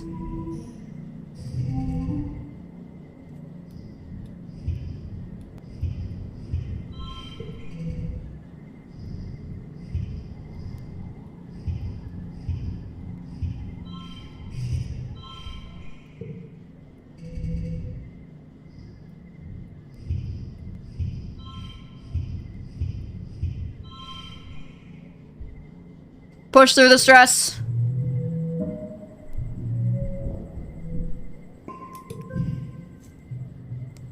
Talent show competition. Oh, neat. Friendship with Mars and friendship with Dis. Popular. You thrill the crowd with your death-defying hoverboard stunts. Well, they're not death-defying, but they're still pretty cool. You win as voted by audience applause. Damn, we must have done a flip. Mars begrudgingly shakes your hand, leaning in to whisper that you better enjoy your victory now because she's gonna destroy you next year. After the festivities are over, everyone takes time off for a much-needed break. And during the fierce heat of dust, a few days of rest is exactly what you need. You feel refreshed.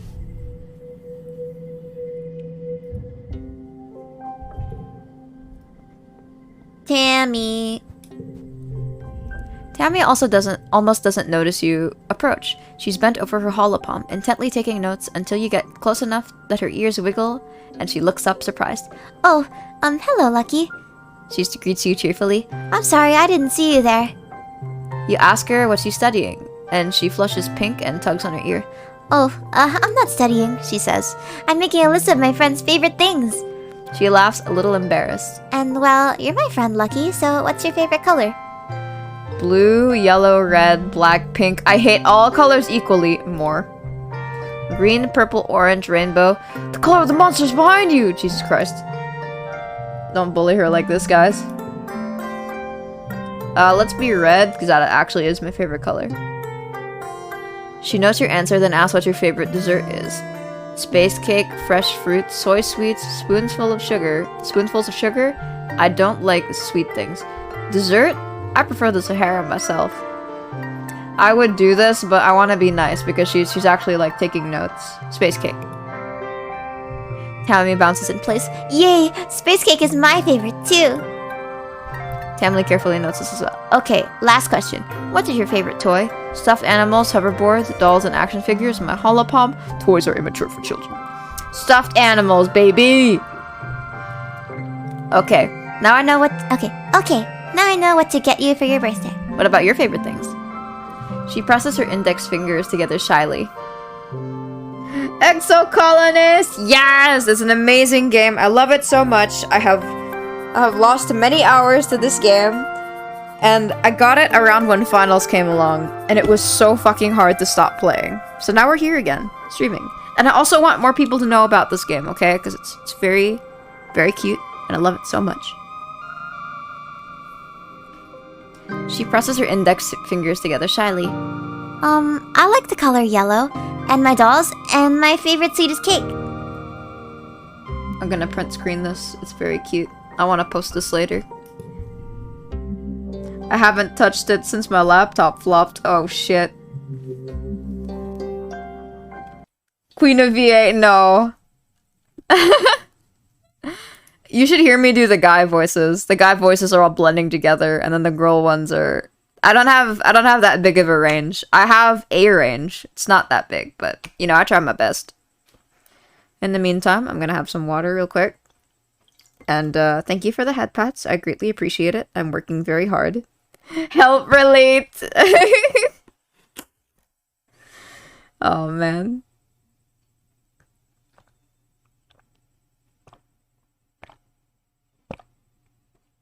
Ugh. Yum. Water. Alrighty. Let's go check in on everybody else. Hey, Mars. You know, Lucky, you're alright. Mars says as you approach. You blink at her, trying to figure out what she means. You're an alright what?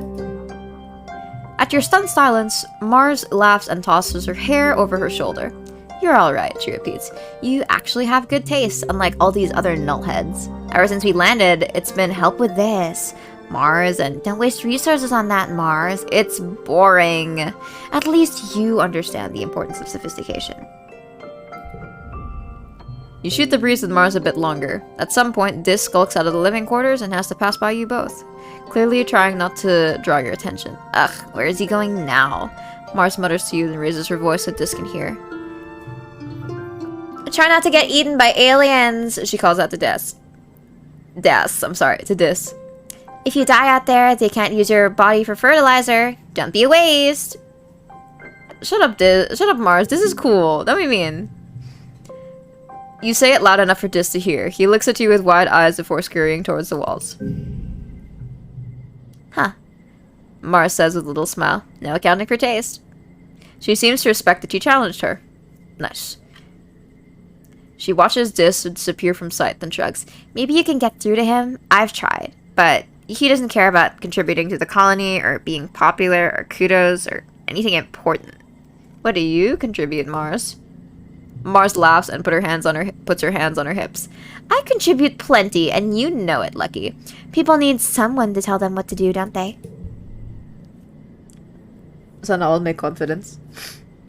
I have two voices, my normal voice and the one I use when I'm trying not to get hate crimed.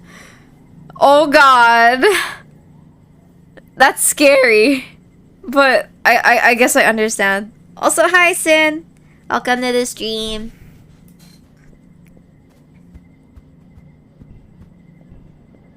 Oh, it's okay. This actually has something to say to us.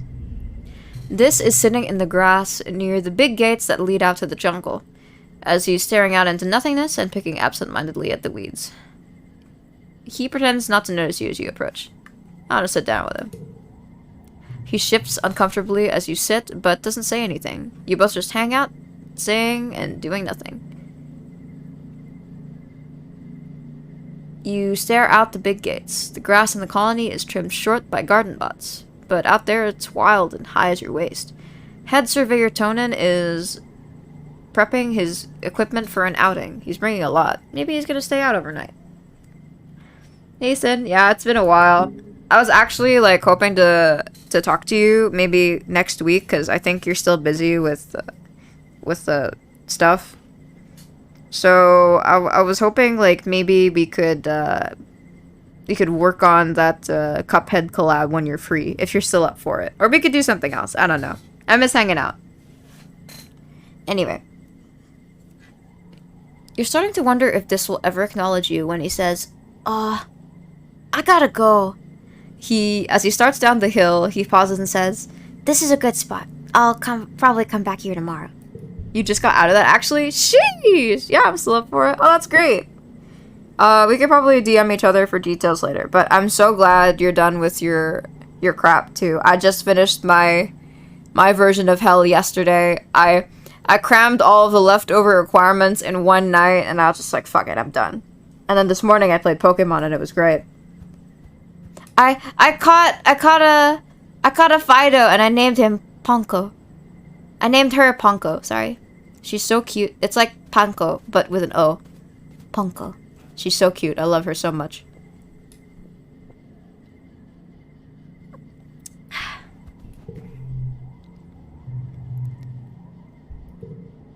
You're paired with Nougat in practice. You make the mistake of underestimating her, and she wipes the pitch with you. Damn.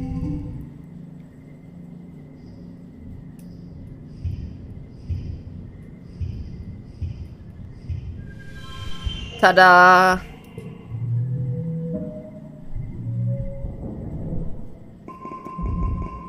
I think I need 20 to be able to leave the colony. So I'll check that out.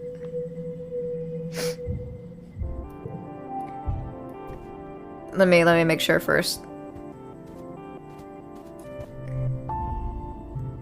Oh, I need 20, yeah. Okay. Let's just check around, see if anybody needs to talk to anybody.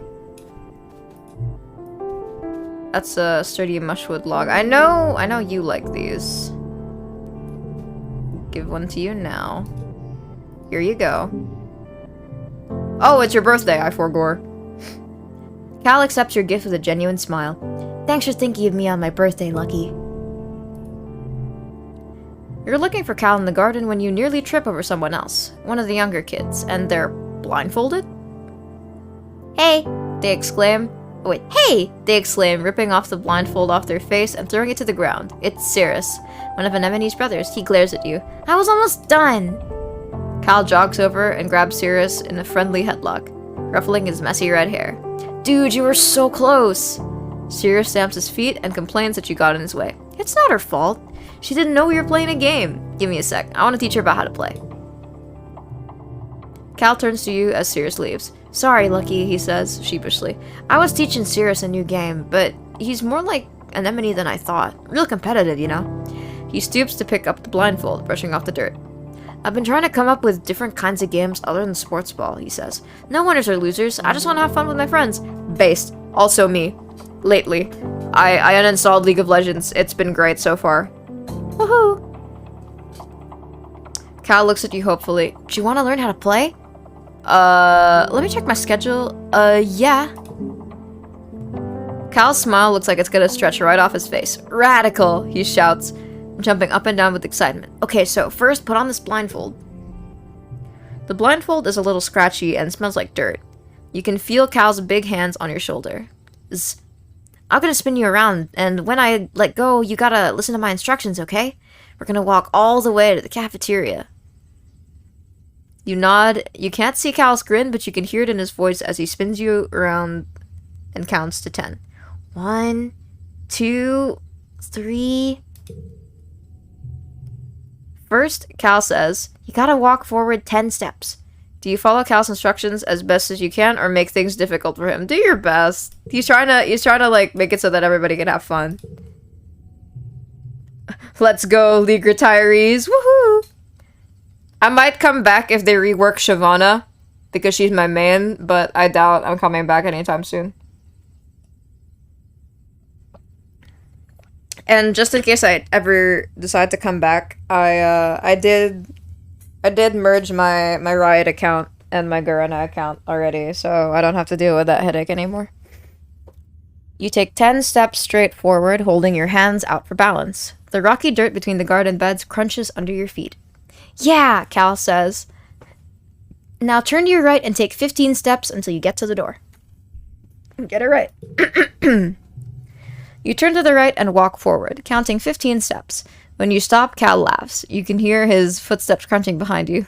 I forgot how much bigger I am than you. You're like 2 more steps away. You take 2 more steps until your outstretched hands land on the warm metal of the door. Success! Awesome, Cal says. You can't help but smile. This is fun.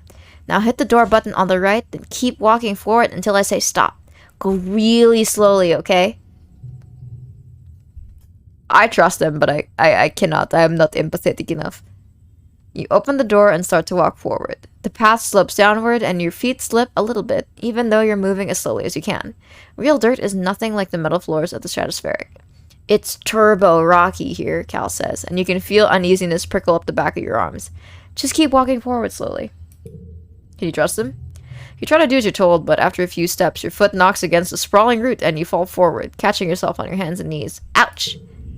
You tear off the blindfold and a sudden rush of tears floods your eye. You tear off the blindfold, a sudden rush of tears flooding your eyes. Cal's beside you in an instant, kneeling on the rocks. You okay? You look down at yourself. Your knees and hands are pretty scraped up, and your pride is bruised, but other than that, you're okay. Cal helps you stand. I'm sorry, Lucky. I'll be a better helper next time. Don't worry about it. He asks if you want to get some potato juice at the cafeteria instead. You spend the rest of the afternoon brainstorming more games where there are no winners or losers.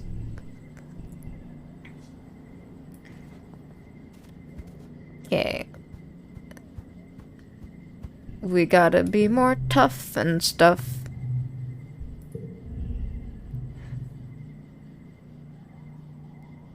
Or brave. When there's no sports ball game on, the security teams who train nearby use the field to practice with long-range rifles. As you show up to sports ball practice, Calm is helping take down the net. Sorry, kiddos, he says. Rhett wants us practicing with the big guns today, and we can't have you running around the place. The bullets in these drone rifles are heat-seeking, even though they're programmed to avoid human targets. Safety first. But today was supposed to be our day to have the sports ball field, Cal complains. You soldiers don't even want to play sports ball. You just want to shoot your big, dumb, noisy, stupid guns. Anemone bounces over. Hello? They have more than just huge guns. They have cool stun gloves that are like magic lightning arcing out your fingertips. It's like super galactic. Cal shakes his head. That's not the point. Setting up for something unchangeable, let the soldiers have the field.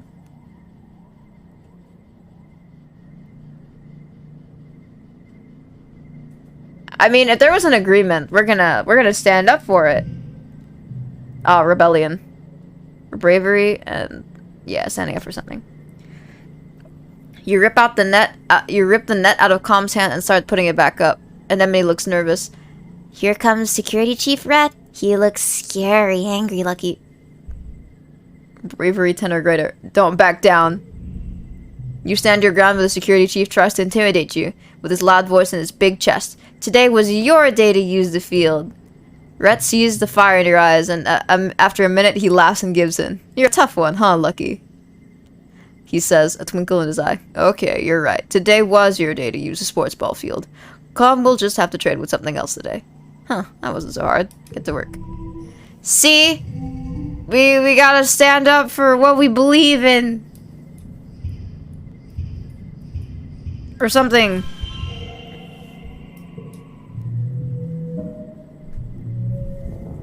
Fair is fair. Am I brave yet? Nope. Early wet. Let me see if there are things I can pick up and gift to people. That's another log. And that's it. I'll save the log. Queen of quick math. I'm just used to the game already. I played this already. I'm not the best at it, but like I'm familiar, so it's fine. Oh my god, it looks so smooth on your computer. Aw, yeah. I'm very happy about that too. I think I'd be kind of sad if it wasn't smooth. Let's play some more sports ball. You're paired with Nougat in practice. You make the mistake of underestimating her. She waits a pitch with you. Sorry, Nougat. It's time to get fucked. I haven't actually seen the second age character graphics yet. Oh, okay. I think we're still a few years away. So, yeah, maybe not for a while. Oh shit. You're having a terrifying familiar dream. A monster crashing through the walls, unfathomably large, every part of it wriggling and moving and searching for something. It tramples through the colony as you watch helplessly. Time shifts to the wreckage of your home. You're picking through it, looking for something. Tears streaking down your dust-covered face as you lift heavy pieces of debris, searching. You wake up shouting, "No!" But your voice is drowned out by a deafening rumble from the skies outside. The bedroom is covered in water? The bedroom window is covered in water. It's pouring down from the clouds. You guess this must be rain, but you've never experienced it before. There's a bright flash from the outside, then another crack and a rumble. Thunder! It must be a thunderstorm. Me when I fall asleep in PGH.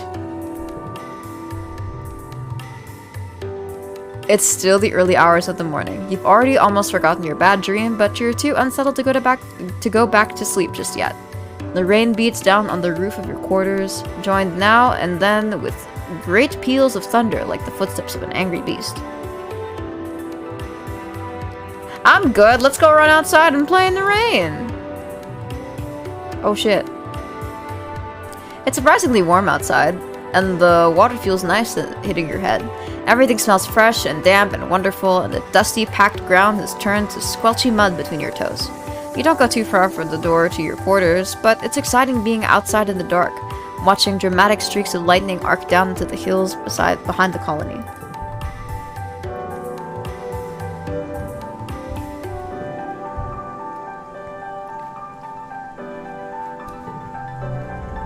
Tammy is sitting on a little stool in the sun, reading a fairy tale picture book. She sighs. What's that book about? Well, it's a bunch of stories. She flips through the pages. But they're all about princes and princesses. And look, the princes are always the taller ones. I'm so big. I'm even bigger than Cal is. How can he be my prince if I'm bigger than him? It's true. Tammy is the tallest kid you know, taller than the boys. Even Cal, who's a year older. You know she and Cal are close friends, but you never thought of him as her prince before. Forget Cal! I like you just the way you are! It's flirting with Tammy, but this is probably what we're gonna do.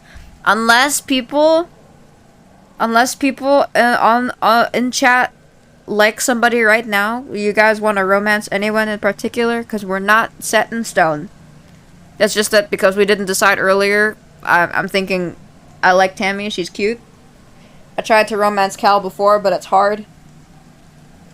Tall icon Taru.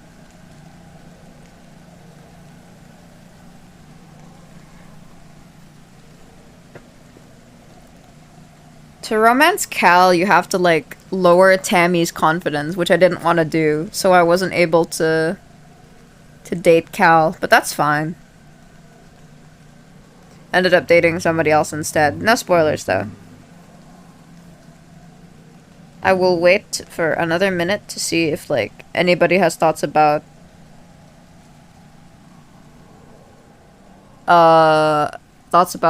dating a particular character. Help, not the negging. I mean, I think there's a way to do it without negging, but it's really hard. And I didn't want to be mean to Tammy. I love Tammy so much. Oh, by the way, there are polyamorous and monogamous and open relationships in this game, but it depends on the characters. I would have liked a poly relationship with Cal and Tammy, but they're into monogamy, I think. Yeah. Or at least Cal is into monogamy, so you can't be with both of them. But anyway, since no thoughts, head empty, like me, I'm gonna just flirt. Forget Cal, I like you just the way you are. That's really nice, Lucky. Tammy smiles. Then she looks suddenly startled. Oh, you mean like? You tell her that she's beautiful exactly the way she is, and you wouldn't change a thing.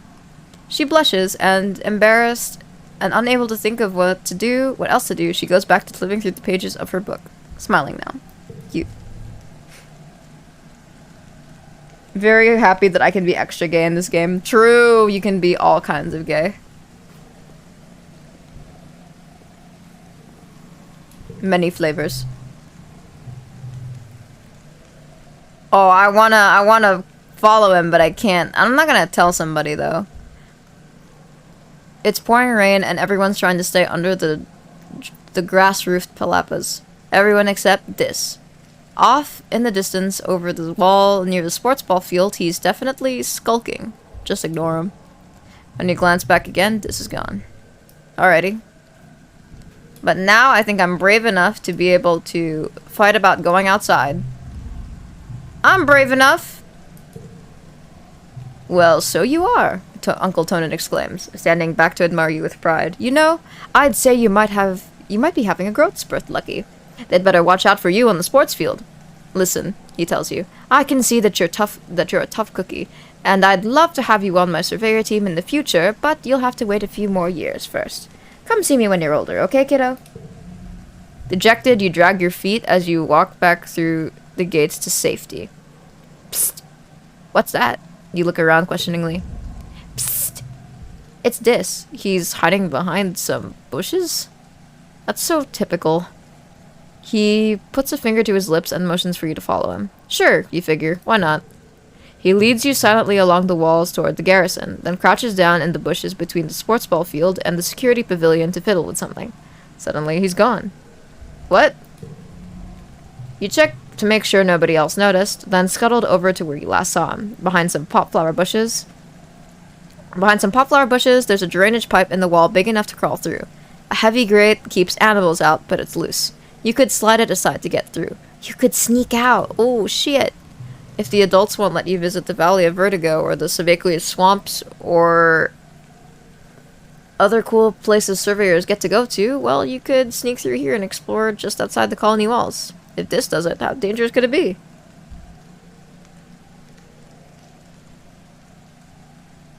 Oh.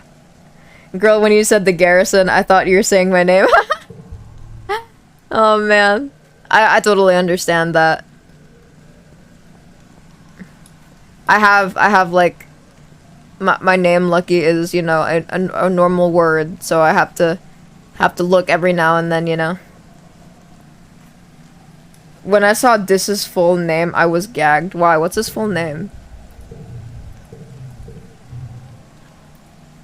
Dis. Is just Dis? Is it dystopia? Is it dysfunctional? I hope it's not. Like a diva, he looks like he has dysthymia. I have no idea what that is. But anyway, we're brave enough to go out, but I don't want to do that right now, so let's just do some studying. Humanities. This month, you're supposed to learn about different styles of dance. Mars takes to this fairly easily, but Tang objectively refuses to, saying she'd much rather be penalized for non-cooperation than make a fool of herself. I was like that when I was a kid. Like, when they made us do dance stuff for school, like, for school activities, I would just stand there. I would stand there, and I would be able to get away with it for years. Like, I would refuse, and the teachers just didn't want to fight me on it, so they let me just stand there. But then in, like, grade 5, I relented, and because we had to do it for, like, a whole month, so I didn't have a choice. We spent, like, a whole month practicing that dance for some sort of event. Dysthymia is, like, low-grade clinical depression. Oh, shit. You know, I wouldn't be surprised if he does have it. He seems pretty sad about being alive, being here.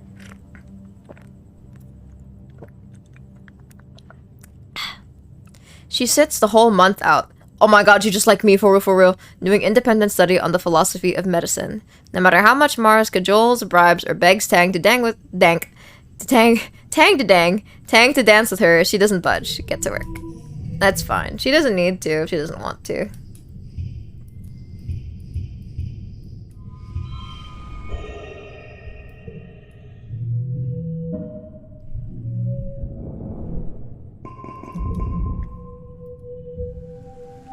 I think after we finish the year, we're gonna take a break because the stream's been going on for like 2 hours and my voice. I've almost gone through this entire like pitcher of water, so I think I should take a break after this. But I'll probably stream again maybe like Friday or sometime this weekend. Tangent is watching a construction crew build scaffolding for the new engineering pavilion. They're using mushwood, which is so light that one person can easily lift a 10-meter long pole and stack it into place. She points towards them. Human beings are so great, don't you think? Before we landed, this was all just dirty jungle. Now it's civilization. I've been learning about adaptability in writing and biology class. The books say it's what sets us apart from animals. Like, we don't need fur because we can make warm clothes, and if it's too hot, we can make air conditioners instead. Maybe the animals have neat adaptations. Tangent rolls her eyes at you. Maybe, but even if they do, I haven't seen any sign of intelligent life here. It's just those big, dumb xenofauna. Some animals here are smart and friendly. Tang looks skeptical. They're still animals, Lucky. Maybe they're just pretending to be nice so you'll feed them. You're lucky it didn't eat you. Yes. She folds her arms. Dorbs moth look cute, but one can eat through a bag of rice in less than 30 minutes. Even an herbivore can be dangerous here. It doesn't have to want to eat you to be able to hurt you. Together you watch as the foreman puts the blueprints for the scaffolding onto the floating screen of her holopalm and raises it to the scaffolding to check their progress. I'd like to see an alien do that, Tang says primly. Humans look defenseless and weak, but we're the strongest species in the galaxy. Who else can literally bend reality to their will? Not a stupid alien, that's for sure. She puts one finger to her chin. I'm living proof that humanity is greater than our biology, she says. All of us are, really, with our genetic enhancements. We're the next step in humanity's evolution from great ape to galactic superspecies. Bog. Right. Studying. You're doing creative writing in teams when you're paired with Mars. You wish it was Tang. She always does so well on these. The theme is Earth's natural environment. Mars takes the topic at face value and wants to write about how beautiful everything was on Earth, with blue skies, green plants everywhere, and huge oceans that went on forever. It always looks gorgeous in the carefully staged movies you'd seen on holovids. I think I want to run with Mars's idea. Yeah, I want to be friends with Mars this time. Mars takes the creative part of creative writing literally, describing Earth's lush forests and verdant plains with deep, jewel-like oceans, with a reverence bordering on obscene. She's pretty passionate about it, so you let her do most of the work. Mars insists she gets to present the idea to class. Present it to the class. This, too, is a good idea. Mars is a born presenter.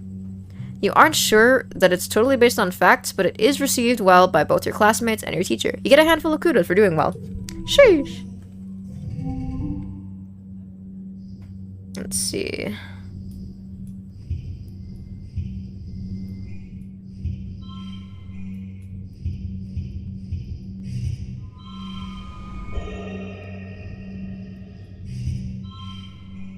Damn, we don't have a 2.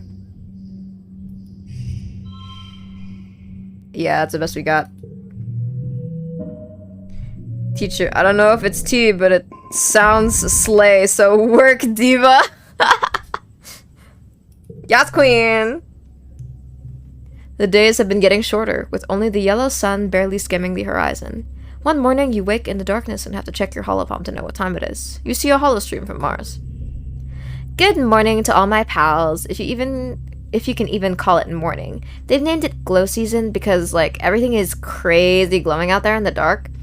I'm staying the heck inside for the next month. What's the point in even going out if you can't see anything? It's gonna be a long, boring month. No way, it looks cool out there. Look at that! Glowing mushrooms! You peek out the window. The wormhole is the biggest you've ever seen it, like a massive fiery ring in the sky. The planet must be very close to it now.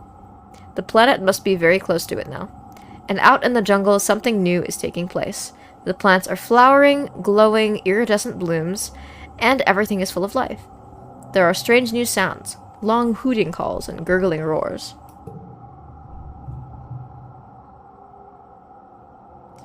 After Mars's message is a notice from the council, warning everyone to stay safe inside.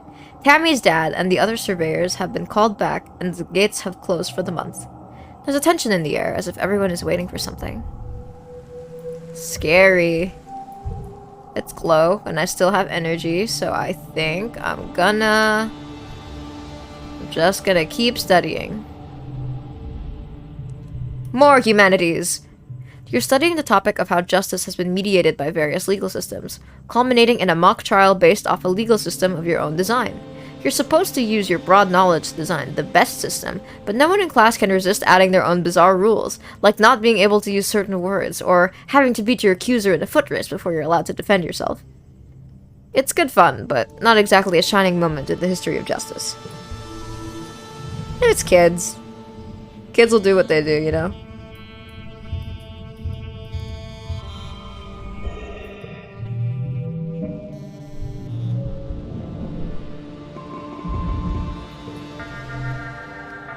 The endless dark of glow season must be getting to you. All week you've been having nightmares. Something is coming. Something bad is about to happen. A dreadful mantra repeats in your head. You're hardly even surprised when the emergency sirens start up. You peek out the gates. Yes, they should be closed, but they're open. But just as you dreamed or remembered, the details are foggy. There were monsters. The assembly point is the children's crush, but from the opposite direction you hear shouting and loud popping noises. Gunfire! Is the colony under attack? Oh, I'm gonna help fight! Let me go, girl! You'll try your best to be brave and fight back. First you dodge some helpful grown-ups who point you back to the crush. Then you head outside to get your bearings.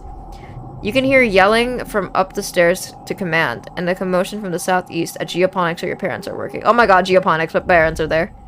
Your parents are defending the greenhouses from a pack of knee-high creatures which seem to have eyes all over their bodies. Their oily flesh ripples with a constant, subtle motion as the individual eyes blink one at a time incessantly.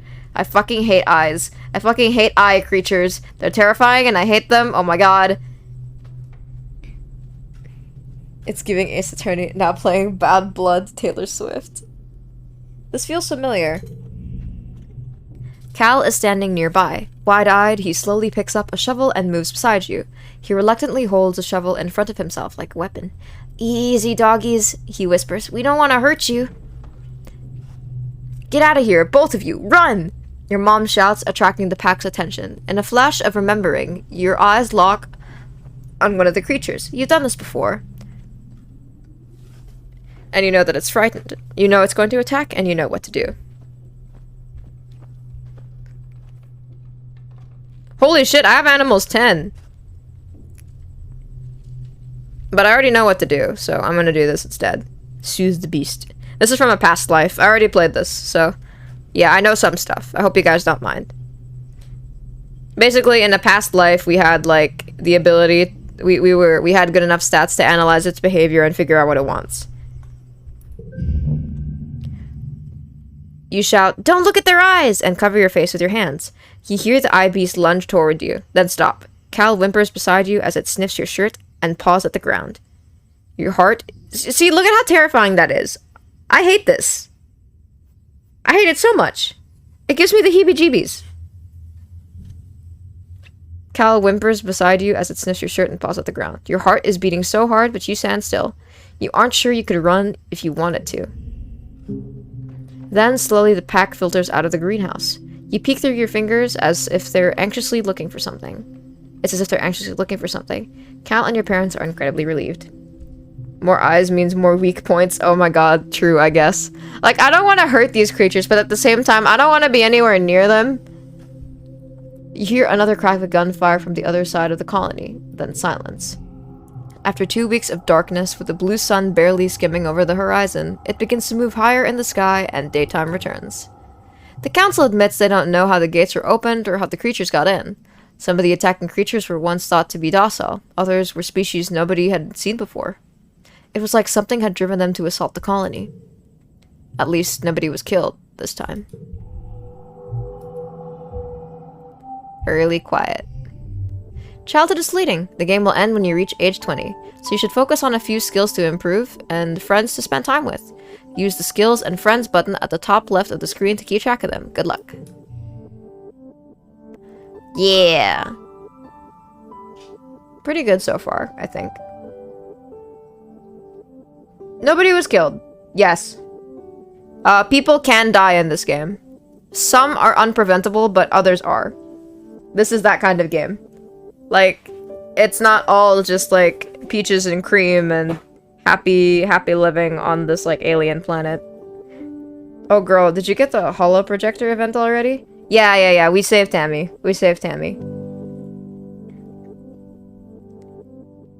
In my last playthrough, I managed to save everybody. Somehow. Sort of. I think I didn't get to save one person, but it's fine. But yeah, I think I'm gonna try to do the same thing, but I want to focus on the communication skills stuff. I was gagged when I got the death event. Yeah, it's pretty crazy. Because you weren't expecting it at all. It was a freak accident. And suddenly just one of the people that you could have chosen to be friends with is just dead. Yeah. But anyway.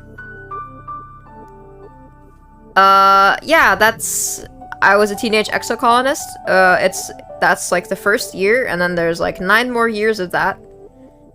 And of course, there's like there's like an overarching story to all this. There's secrets to uncover, people to meet, all that stuff, things to learn.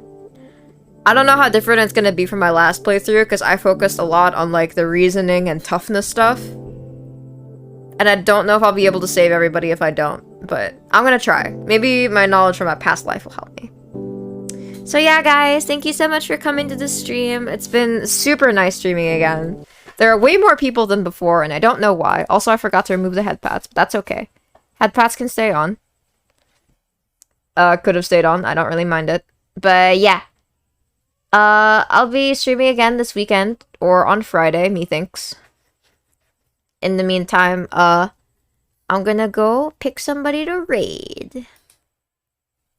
If you guys have suggestions, I also take these suggestions.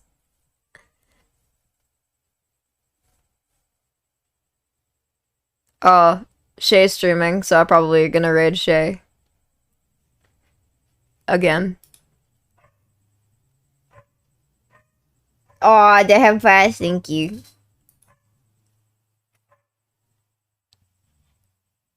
Oh, I guess before we end, I was curious, like, do you guys prefer it in, like, full screen, or is the screen size currently okay as it is? Can you guys read it? Because if not, I can just make it full screen and then put my head in, like, the corner or something. What do you guys think?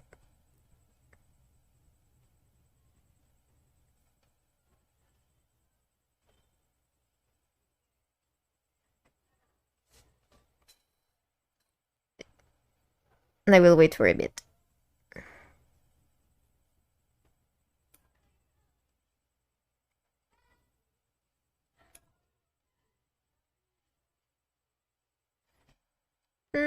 Well, if there are no complaints, I think I'll just start the raid. We can adjust it next time anyway. Alright, let's go raid Shay. I'm kind of fun, but I do already know what the GUI looks like, so I see. Yeah, we'll figure it out as we go along. I don't mind adjusting. But yeah, good night. Let's go raid Shay.